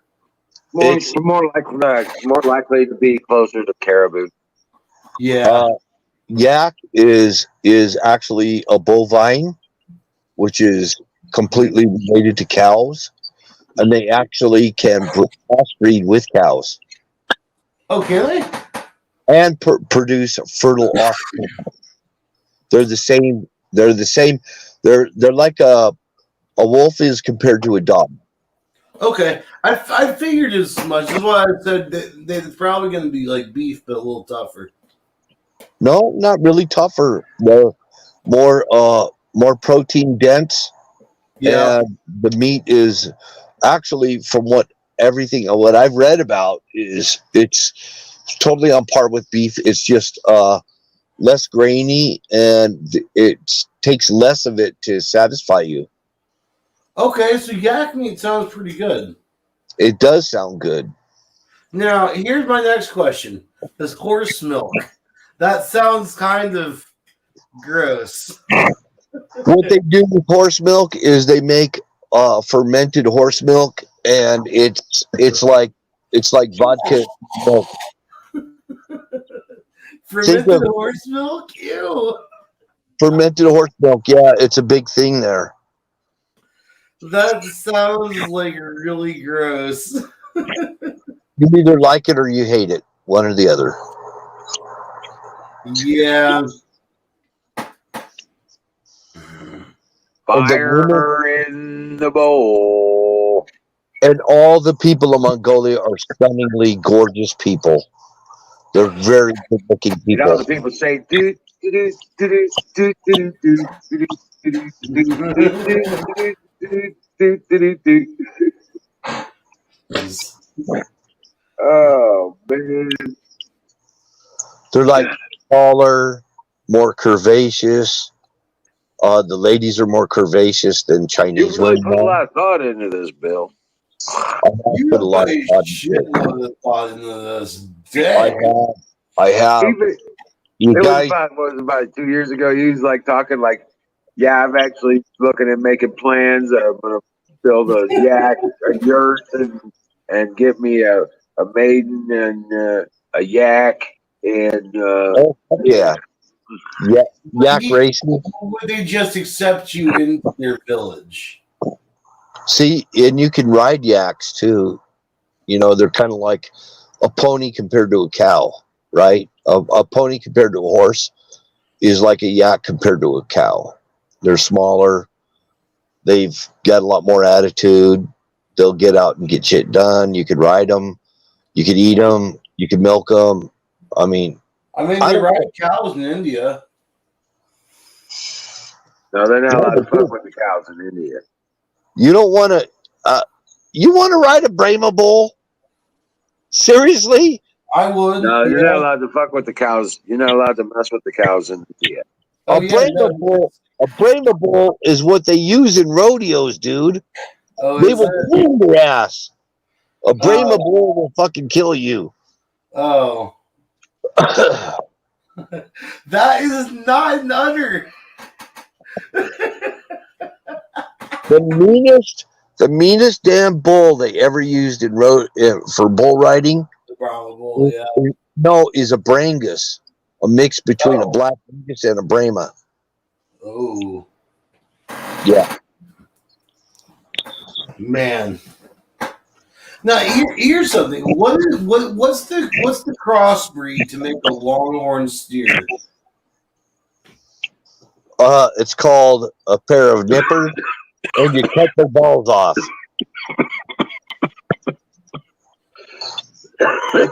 Wait, No, seriously, a longhorn is yeah. actually a breed that was brought over from Africa. Oh, okay. Yeah, Yeah, they brought them over from Africa, and then what they do is they castrate them, and that's how they make a Texas Longhorn steers. Steers are queer. Well, I see what you did there.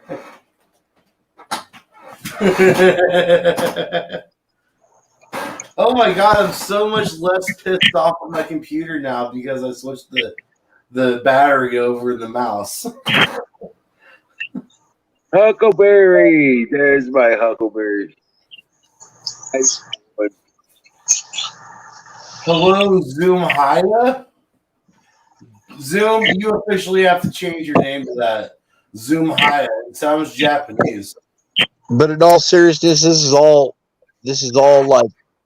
like what do you call it? Superficial information knowledge stuff, which won't do us any good unless we do something with it. It's So all wishful thinking. it's wishful thinking. I'm probably never going to go to Mongolia. Probably never going to have a harem or live in a yurt or any of that stuff. I'm not even believing that any of that stuff is ever going to actually transpire. All right, guys, you know what time it is. We got to start donating to get Bill over to Mongolia. My real dream, my off-grid dream, like Wizard's living his dream right now. Yeah. My real off-grid dream is actually to have a sailing vessel and go out and get out on the ocean and get the fuck away from land. And me both, bro. Yeah. If I could have like a 25-foot schooner or something, best believe I would be going from port to fucking port. A schooner, exactly, a schooner. That's what I want, is a schooner. Absolutely. Yes. Absolutely. Like, just give me the 25, 28-foot schooner, and I promise you will barely ever see me on land again. And if any fucker asks me for my if anybody out there asks me for my what do you call it, your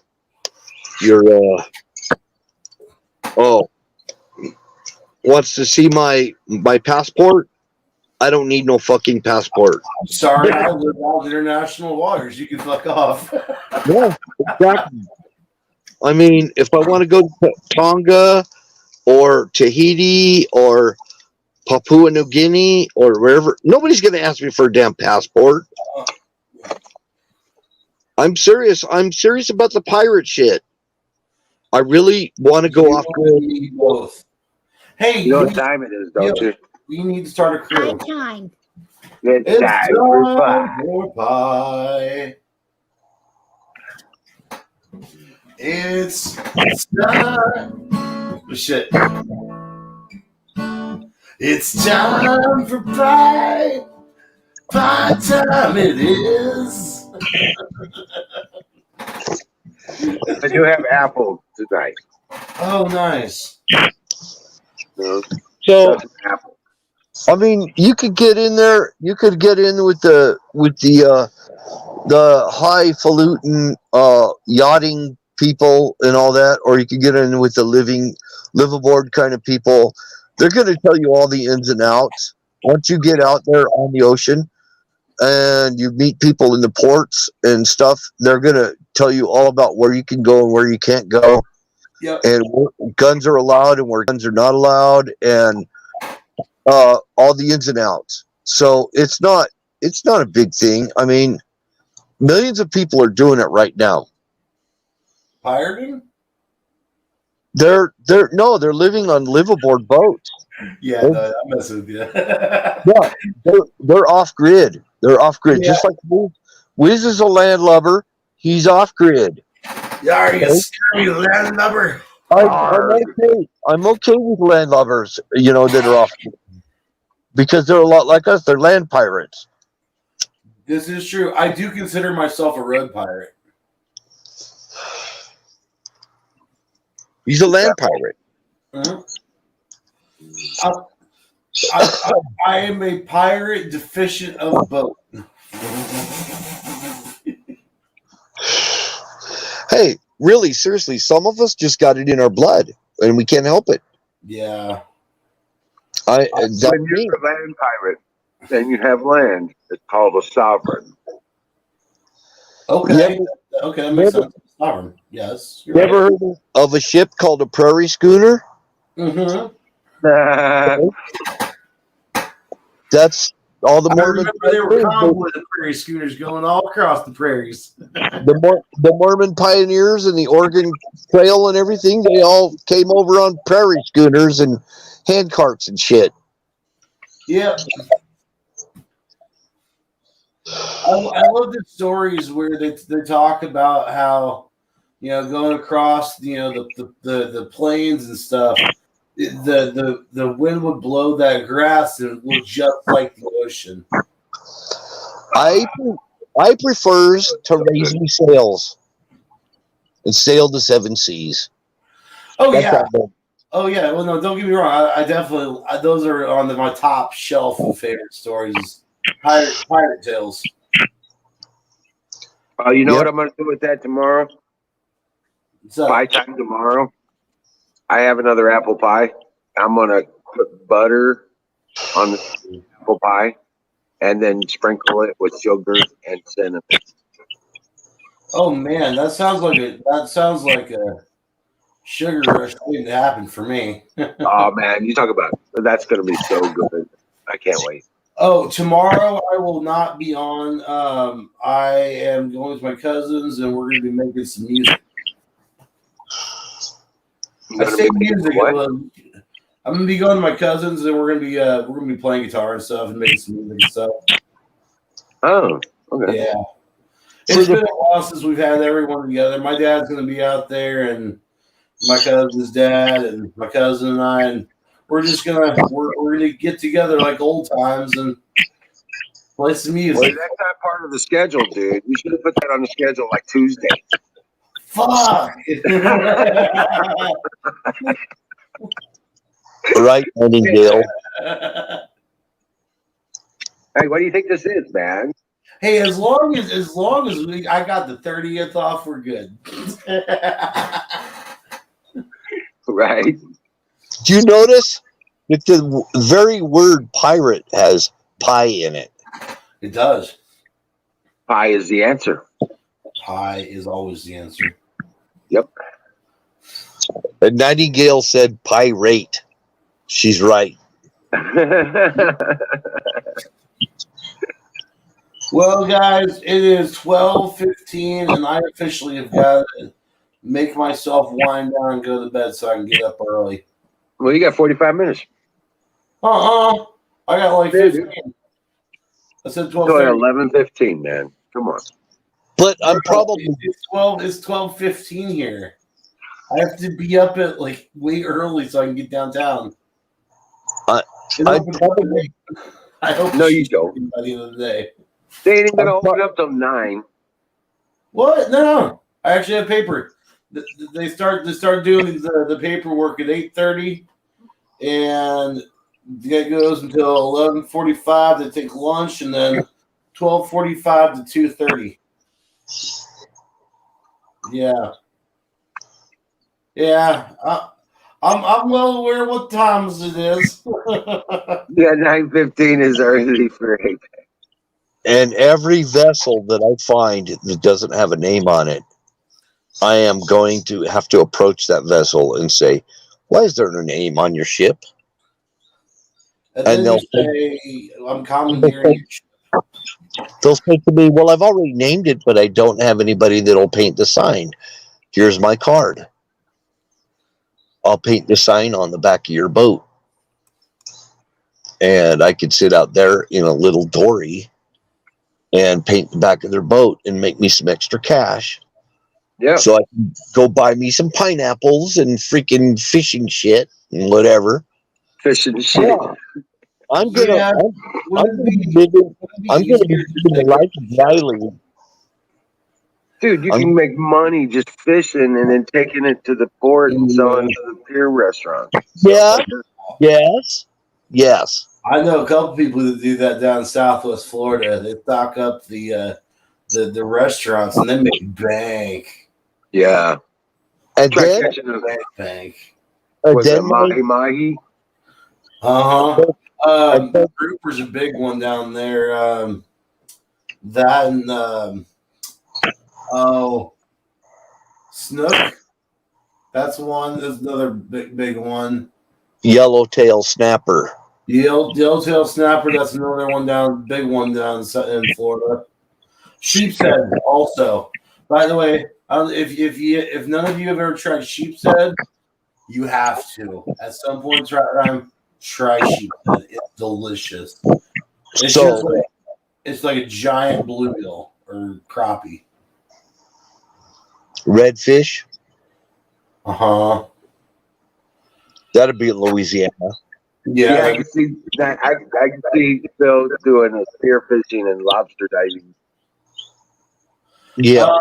Actually, that was something that that I did as a kid down the Florida Keys. I was about 14 or 15, and the YMCA camp that I went to for summer camp every year, they had this 2-week trip down to the Florida Keys, where like we drove down there, camped along the way, and then we were out on the water on a boat for just a week straight.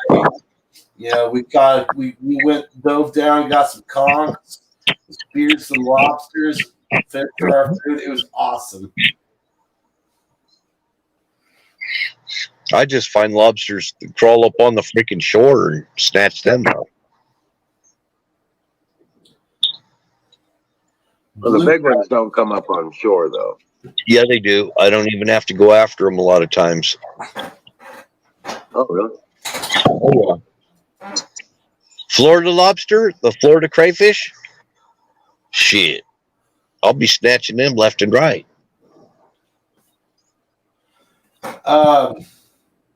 Something that's very, very abundant down there are those blue crabs, and that is some delicious meat. They're excellent. And they're really easy to catch. All you gotta do is tie a chicken leg to a string and wait for them to latch on. And they don't let go until you knock them in the bucket. Yeah, they don't like that so much. They drop down and start scurrying everywhere. I remember my grandpa and I one year. Actually, it was several years, but 1 year specifically, we caught so damn many crabs. Like we brought a Coleman cooler and just kept putting the chicken leg down there, and just, every single time, well, there's another crab. And then the funny part, it was just off the side of the road. Like the mangroves came up to the side of the road, and we were just fishing down, down in there. I just keep an extra 18-inch machete hanging on my side when I'm out there, and I get a lobster or a crab or whatever. I just knock them in my bucket. And sometimes they'll snatch my freaking shrimp and everything. Yep. Yeah. And somebody wants to come and mess with me, they got to mess with my 18-inch machete. Yeah. See, we never really had much of a problem with people coming up and messing with us. We just pulled off to the side of the road and started fishing around the side of the road. I came across some people that were doing some, what do they call it? Nefarious things. Yeah. And I'm like with my Puerto Rican friend, and he goes, dude, we are at the wrong place at the wrong time. And I'm like, what do you mean? He says, we shouldn't have come here. And I'm like, why? He says, see that motorhome over there? They're loading up the stuff from a boat into that motorhome. And you know what that is? And I said, oh, okay. Whoa. And I'm like, he says, don't look at him.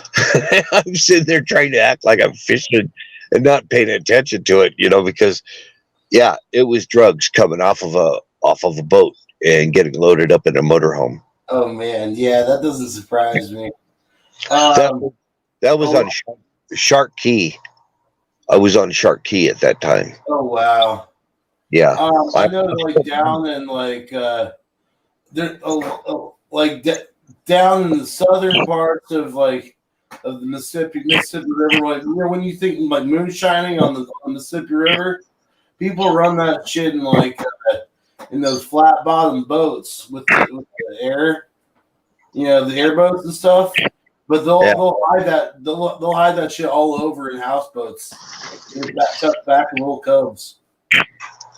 But that's also the same area where I learned how to fish with ammonia nitrate. There is that. that was freaking Crocodile Dundee special. I loaded up 5-gallon buckets full of fish, man. I had snook, redfish, everything you could think of. It's my friend from Texas. I just want to go to a lake just once in my life and pull the pin and drop a frag grenade. Jesus fucking Christ. I'm sorry. Spiders right next to me. Hey, brother, you can go this is about the same thing as rolling a roll of duct tape around a Jimmy Dean sausage and putting a couple of two little wires in there off the battery of your truck or your Jeep or whatever. And you just take the wire, touch your battery on there, and boom. And there's no real boom or anything. There's not even any bubbles or anything. Yeah, a few little bubbles, but all of a sudden you just start seeing all these fish floating up. It's like, what do I do now? And you break out your dip net and you start just scooping them up as fast as you can, and what happens is they eventually wake up and they swim away. So you want to get them before they swim away. Oh, that's hilarious. So they basically just get knocked out from the concussion. Yep, exactly. They go into a temporary nappy time, belly up.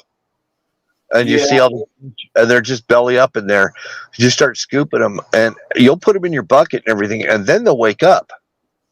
Oh man, they don't even know what happened to them. See, this is what you need to do with those fucking Chinese or Asian carp, whatever the hell they are. That is what you need to do with them. Man, knock everything out and only gather up the carp. Yep, exactly. Easy peasy. Yeah. Just gather the ones you want to gather. I mean, they kill all the other fish that are going to have brain damage. No, they'll just wake up. They'll go back and do fish shit. They'll do whatever fish do. Fish shit. Yeah. Fair enough. And then you just scoop them up and put them in buckets and stuff. Throw them in the truck. I mean, bring a lot of buckets with you. Right. Stack you about probably 4 or 5 buckets at least at a minimum. Yeah. Because you're gonna get that many fish. You're gonna get every kind of fish you could think of. Jeez. Oh yeah. And it's way more than I don't even like freshwater fishing compared to that. That is the most awesome fishing. I've got the best fish and everything doing that. Nice. But I only did it twice, and I'll never do it again because I'm scared of the FBI coming after my ass. Yeah. Yeah. Because it is a federal thing. Yeah. And there's always them legalities. Yep. I really am an outlaw. I really am an outlaw. I did a lot of outlaw shit. Ain't nothing wrong with that. I also did dry ice. I did dry ice in a mason jar, and it works. Yes, it does. So then that brings me back to one of my original questions with the pirating. If I was going to say, if you see a boat with no name on it, I would just say go ahead and commandeer said boat and sell said boat or use it as an upgrade and make some money off of one of the two boats. You know what? I think Canoes is on board with the idea. You know, we should probably just make our own little crew. I think Canoes would go for it. He's got nothing else to all he's got to do is get rid of all the what do you call it, responsibilities that he's got with his property and all that. Right. But once he gets out from under all that, he wants to go out and do crazy shit. Nightingale, the package on your chocolate bar was already open. And maybe Nightingale wants to go out and do crazy shit. You never know. Yeah, depending on the circumstances, I probably wouldn't eat Yeah. it. How much of it is open, I guess, is the question we should ask.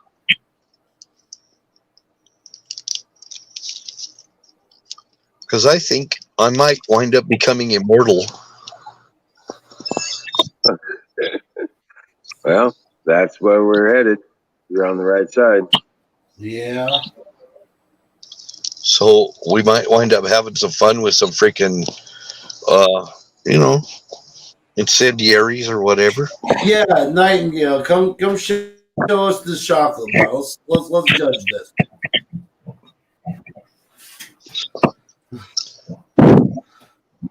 We'll make a group judgment on whether it's good or not.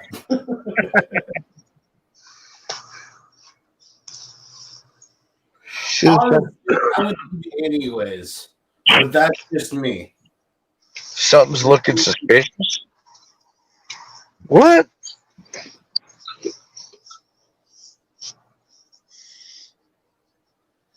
Yeah.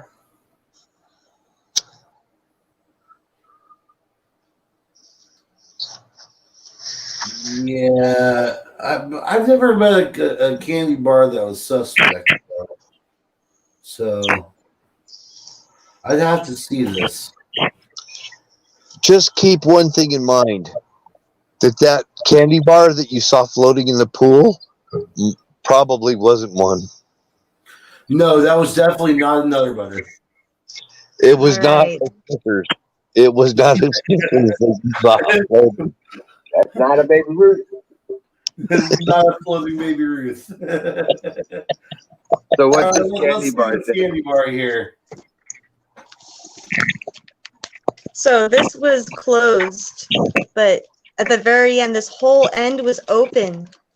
It was totally open at the very end. Oh, you know that. So this is what makes me. I've run into that to But this is myself. suspicious right here. Okay, hang on. So I don't know. So it does have a cut in it of some type or melted. I don't know, but that end is where it was open. So I don't know. Sometimes, especially with heat, those wrappings will come unlaminated at the ends. And I only know this because I worked with my dad in gas station retail for so long, stocking them. Yeah, I got it at my local market, so I don't know. But yeah, the adhesive Is your doesn't look local like it has market any. Dutch? No, Middle Easterns. Oh, then you're good. They wouldn't allow anyone to mess with that stuff. They got an eye on their candy all the time. I really want the chocolate. You really probably should eat it. Yeah, I'd eat it. I would eat it. Okay, well, I guess these will be my final words, or at least Hey, my final meal. just remember, if you start tripping balls, just remember, give it 6 hours.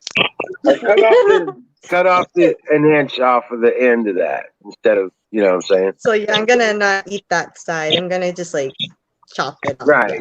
So, Cut off all right, black. cheers. Okay. Cheers. Oh, Cut oh, out. it's so good. Oh, shnikes. I'm out, guys. It is 12:31. Oh, Cut out Do what? later. Do what? It is 12:31, and I'm gonna head to bed.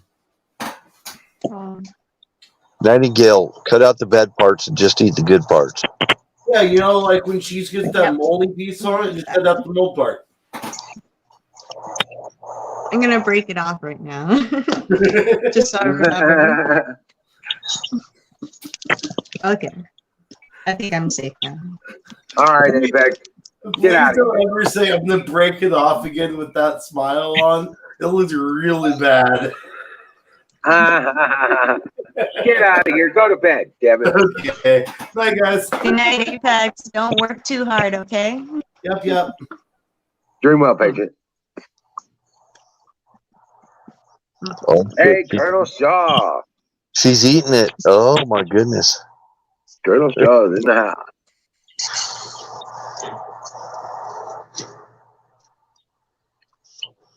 Colonel Shaw, what's happening?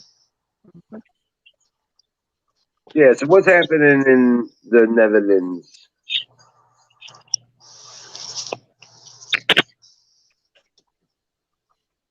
It's Friday morning in the Netherlands.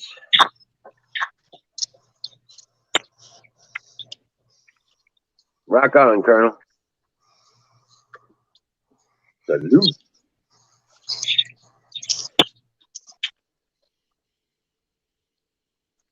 Oh, Bill dropped out. He hit the wrong button.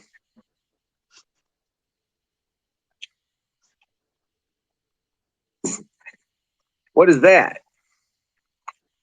Oh, that's okay. That's one of That's those. a tobacco stick. Oh, okay. It's a tobacco stick. So, yeah. But you smoke cigarettes, I smoke these. Right, gotcha. Colonel Shaw leaving?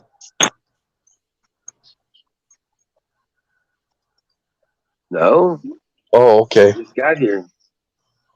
Colonel Shaw, saluting. He says, I don't know. I run into a parallel universe. I don't care anymore. Right?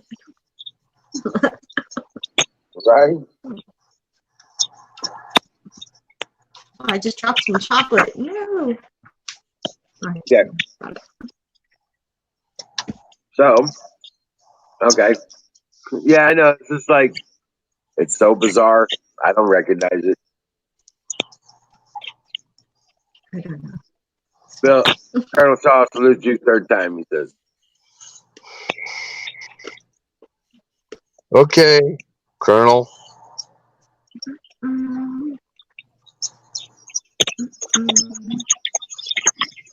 So, I took Colonel's advice.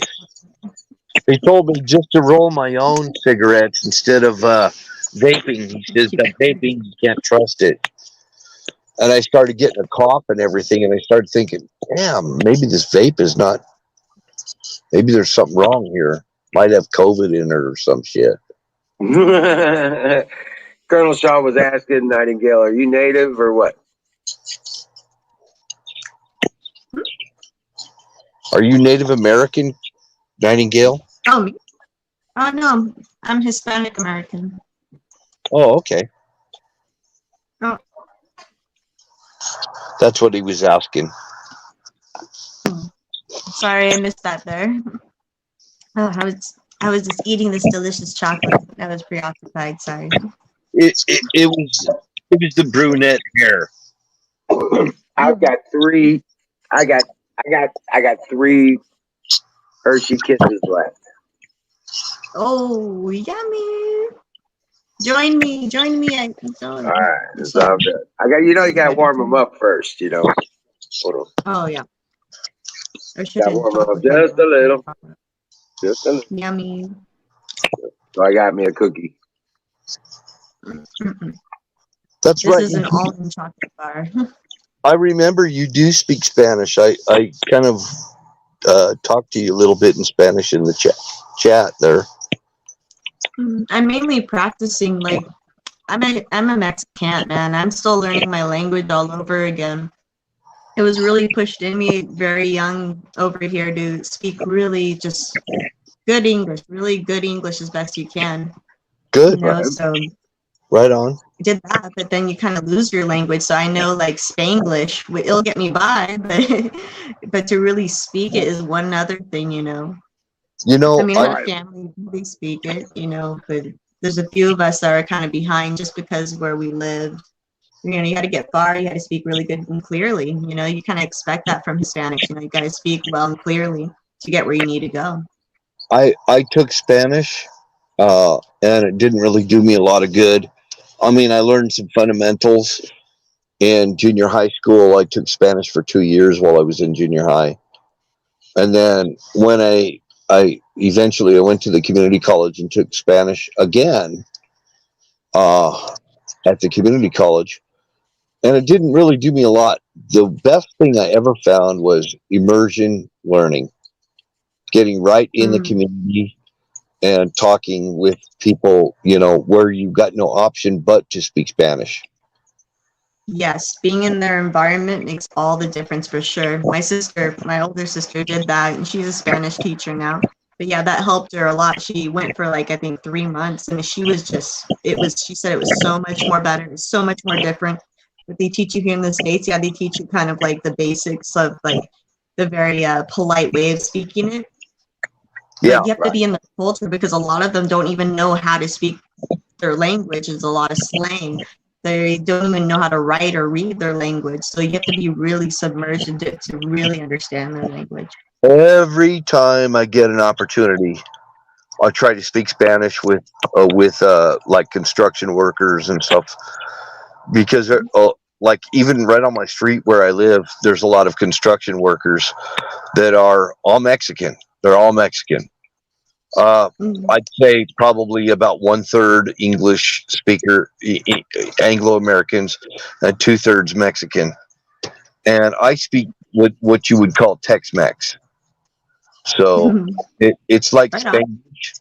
It's like Spanglish. I mean, I can hang out with the only people I have the most difficult time with, speaking with, are Cubans, because they talk so freaking fast. And that, Oh yeah, I recently had an experience with them. Sometimes I forget how they are until you go face to face, but heck yeah, they speak like hecka quick. They get up in your face. They tell you about their life like within 5 minutes, and it's just like it's me up in here in the room. Oh my gosh, like it's hard for me to handle them. yeah, I don't understand it, because you're right. It's like they're talking their life story to you. In Spanish, they're like excited that you speak Spanish, and they want to tell you everything, you know, and it's like overload. I can't even do it. I agree. That's They're a funny. lot of energy. That's funny that you said that. Well, I'm definitely when it comes to my own, or at least close to my own, I've encountered a lot, and there's a lot of anger and hate between our own. You know, like I was saying, there's different South Americans, there's Mexicans, there's even Puerto Ricans, which that's hard for me. They look down at all of us, like they're so mean. I worked for a doctor that was, and yeah, she looked at me just like I was dirt, you know. But I'm like, it's just like, you know, there's hate between our own. It's really not true about Puerto Ricans. If you got right down with the Puerto Ricans, and you know how they talk shit. They love to talk shit. That's their favorite thing. I mean, because a lot of New York Puerto Ricans, and once you get in with them, I mean, they're the funnest people to be around. They love to party. They're just fun. They joke around. I have found them to be some of the most fun people to be around. Is Puerto Rican. Skull says that it's those little cups of coffee that the Cubans drink that makes them that way. Yeah. But yeah, Ghost, maybe I'm just hung out with the wrong ones in the first time, because that was like a bad impression for me. But yeah, I wouldn't mind some nice Puerto Ricans. Hey, like show me some of those and I'll change my mind. Oh my gosh, they've been such a blessing to me. Puerto Rican people have. The main thing about most Hispanic people all around, that a lot of Anglos don't really understand, because they don't speak the language, and it's not really their fault. But the thing of it is, most Spanish speaking cultures that we know of are Christian to begin with, you know, and they've got European ancestry. It's not necessarily, you know, they're actually very loving, kind people. They've got a ton of things in common. The only barrier we really have is language. And aside from the language barrier, the more I get to know people from various Spanish-speaking cultures, even South American and everything, they really like they're fascinated over the fact that you're willing to listen to them of what they're telling about themselves and their culture. Because, like, say, Chileans, for example, you listen to Chileans and they're talking to you in Spanish, and you're talking back and forth, and they'll try to slow down and help you to understand what they're saying, while they're talking. And when you do, and you act interested, they're like, they're willing to give you anything, the shirt off their back, just because you're being nice to them. See, Yeah, and I would have to say, like, those are nice ones. Like, I would like to meet those ones. Mine was a lady who had her own pediatric business, and she even had her own, like, book she put out that I helped her out with, but she didn't give me, like, a raise for, like, 3 years. She didn't give us health care. She treated us like Mexicans. Literally, she's just like, you should be thankful for what I give you. But, it was just really hard working under someone like that when in California, yeah, there's a lot of Mexicans, but I got to where I got, like, really hard in the Del Mar.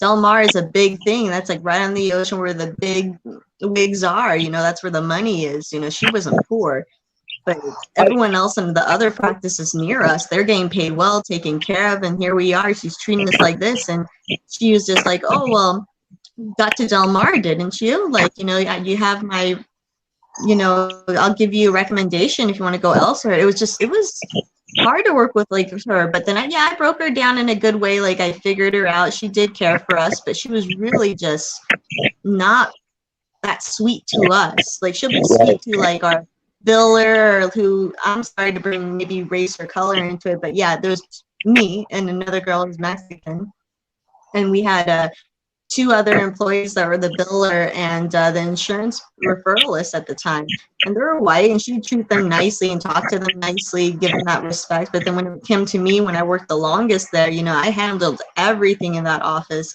She'd be like, "Oh, you want a raise? Oh, well, let me think about that. Let me talk about that." But yet the other people are getting raises or taken care of.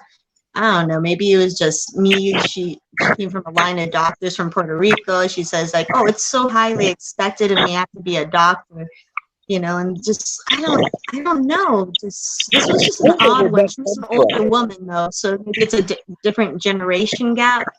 I don't know, but maybe it was just a bad experience. You know what? I've heard that. Oh, exactly what you're saying. There's a lot of other Hispanic cultures talk down to Mexicans. I've really heard that, and I think it's true. I think they do, but I think some of it is people of Mexican descent have that perception that they're talking down to them. I don't really think that's really what they think they're doing. But I did notice the way Hispanic cultures, like South American, right? Like Bolivia or whatever, talk to me differently than they do to a Mexican. So I do see that too.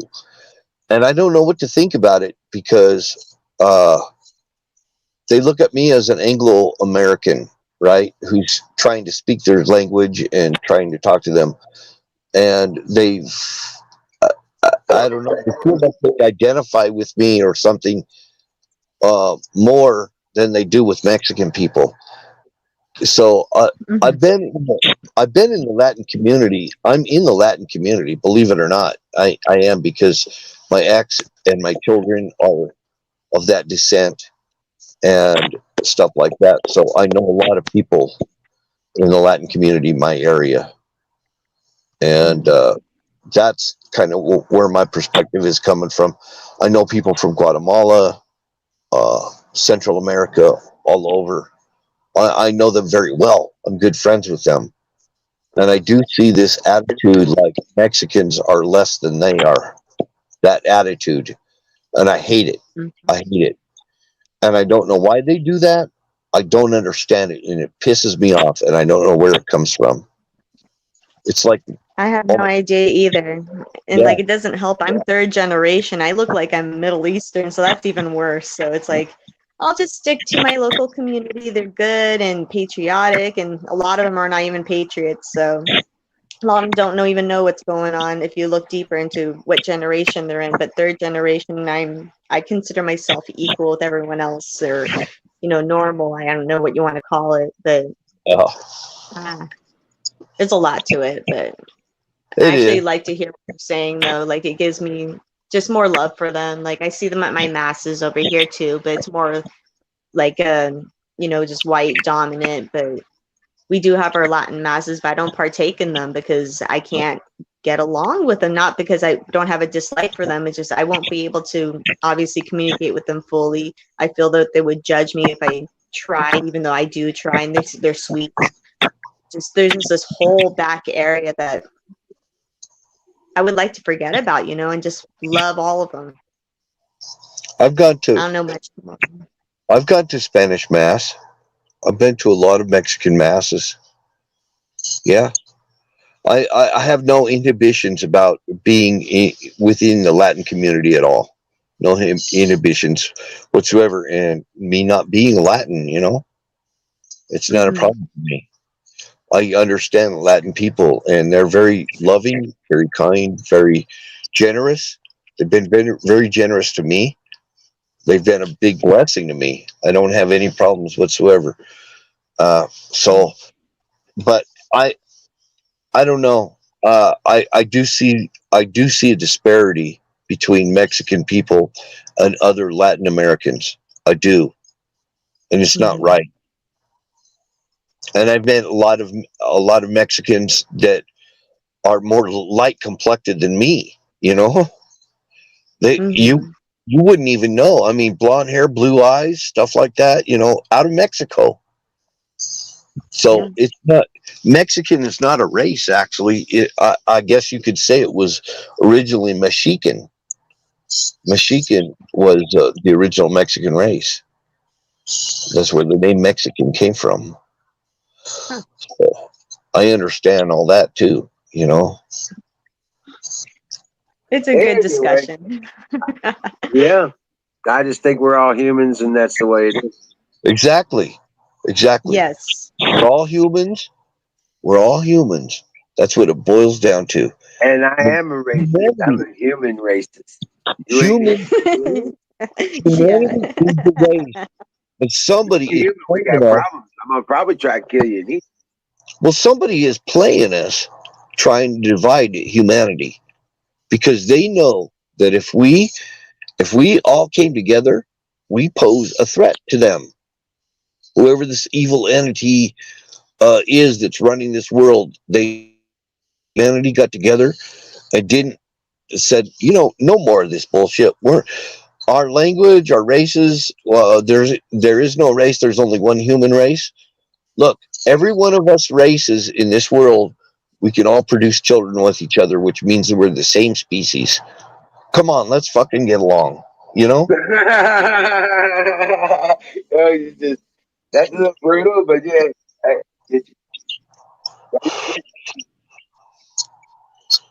We're all the same species. I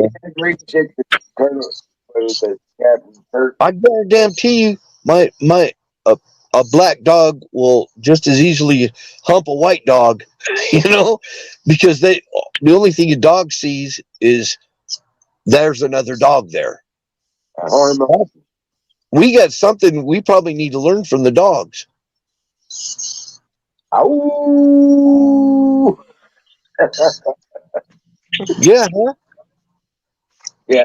I don't think I'm gonna run chase around some hot chick because she's not got her period and I'm just my tongue hanging out.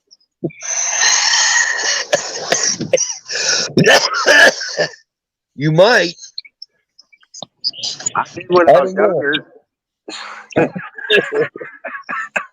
I might have when I was younger. I don't know.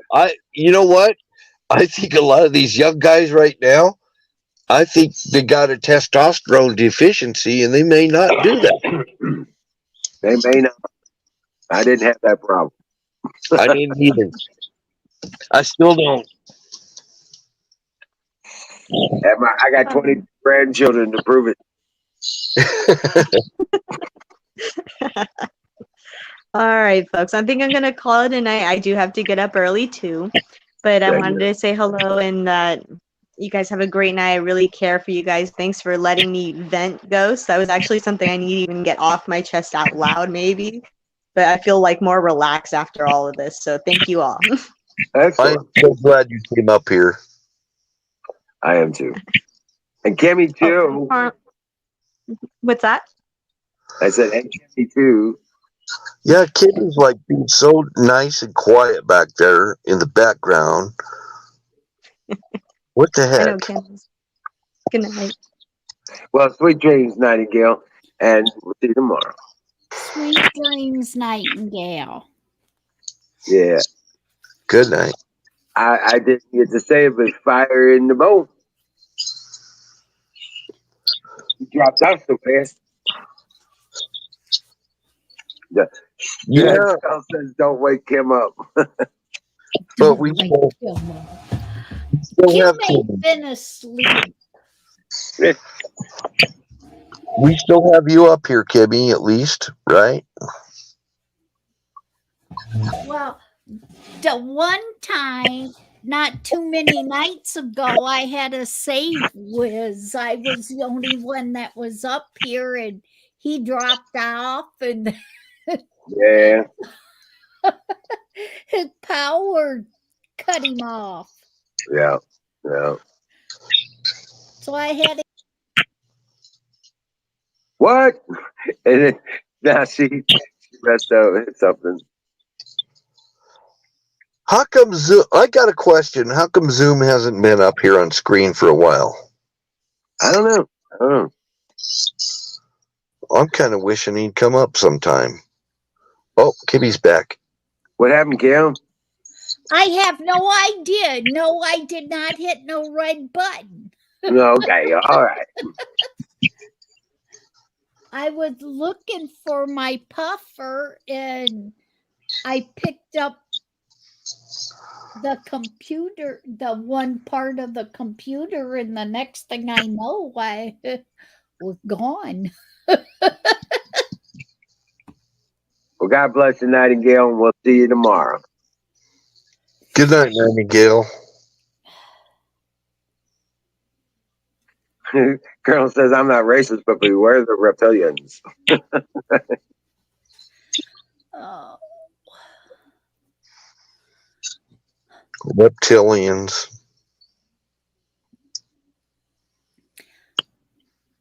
I'm just starting to get all the weird junk happening again. I don't know if it's the actual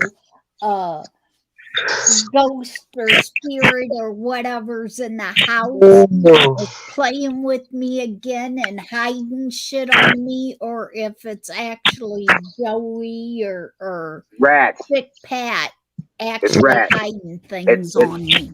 You probably got rats. No, Yeah.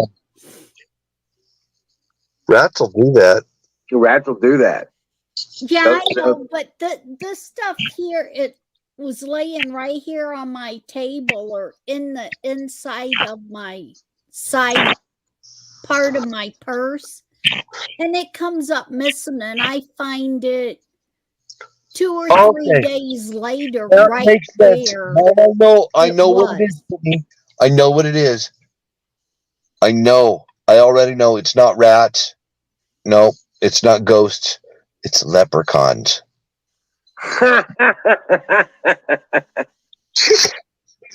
But I never find the pot of gold.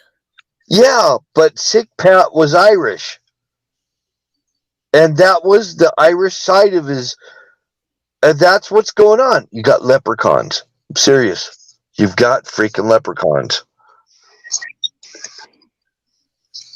Well, in any case, God bless you. I'm going to go ahead and bring down the show. because I got to go shut down the generators now. And don't make fun of leprechauns, Wizard, or they're coming for you. Thank you, everybody, for participating tonight. You guys are awesome. Valentine and Nightingale and Colonel Shaw and Jason and everybody's been on the screen tonight. Kim and I appreciate that. Appreciate you guys, man. Yeah, I watched Aaron's show and watched him fall asleep, pass out last night. Right. And he was still on and still going at 4 o'clock, 4:40 this morning. Well, sorry, yeah, that's what he Colonel. said. He woke up and he's like, oh shit, and shut it off and realized he still had 7 people watching him. Colonel Shaw, I'm sorry, but leprechauns might be Irish, but there is a Dutch version of them. The workers stuff. What do they call them? Elves. Yeah, the shoemakers elves. I don't know. I heard about them, about a Dutch Cobblers. version. Cobblers They're- elves. Yep. Yep. They're little cobblers, Yep. and they steal your shoes and purses Yeah, and stuff. that's shoes wise, but this Chris says I one of this them. shit's been going. This stuff has been going on with me ever since I moved in this house, back before Sick Pat ever came here. It's leprechauns. All We right. used to blame it on the little things on the bikes. You know, you used to get this little bell that you tied on your motorcycle to keep the troll thingies off the bikes from bad things happening. Right. All right. Put that one on the calendar. I'll see you guys tomorrow night. Dream well, Patriots. God bless you. Dream well, Wiz. Talk to you tomorrow. Yep. Night, night.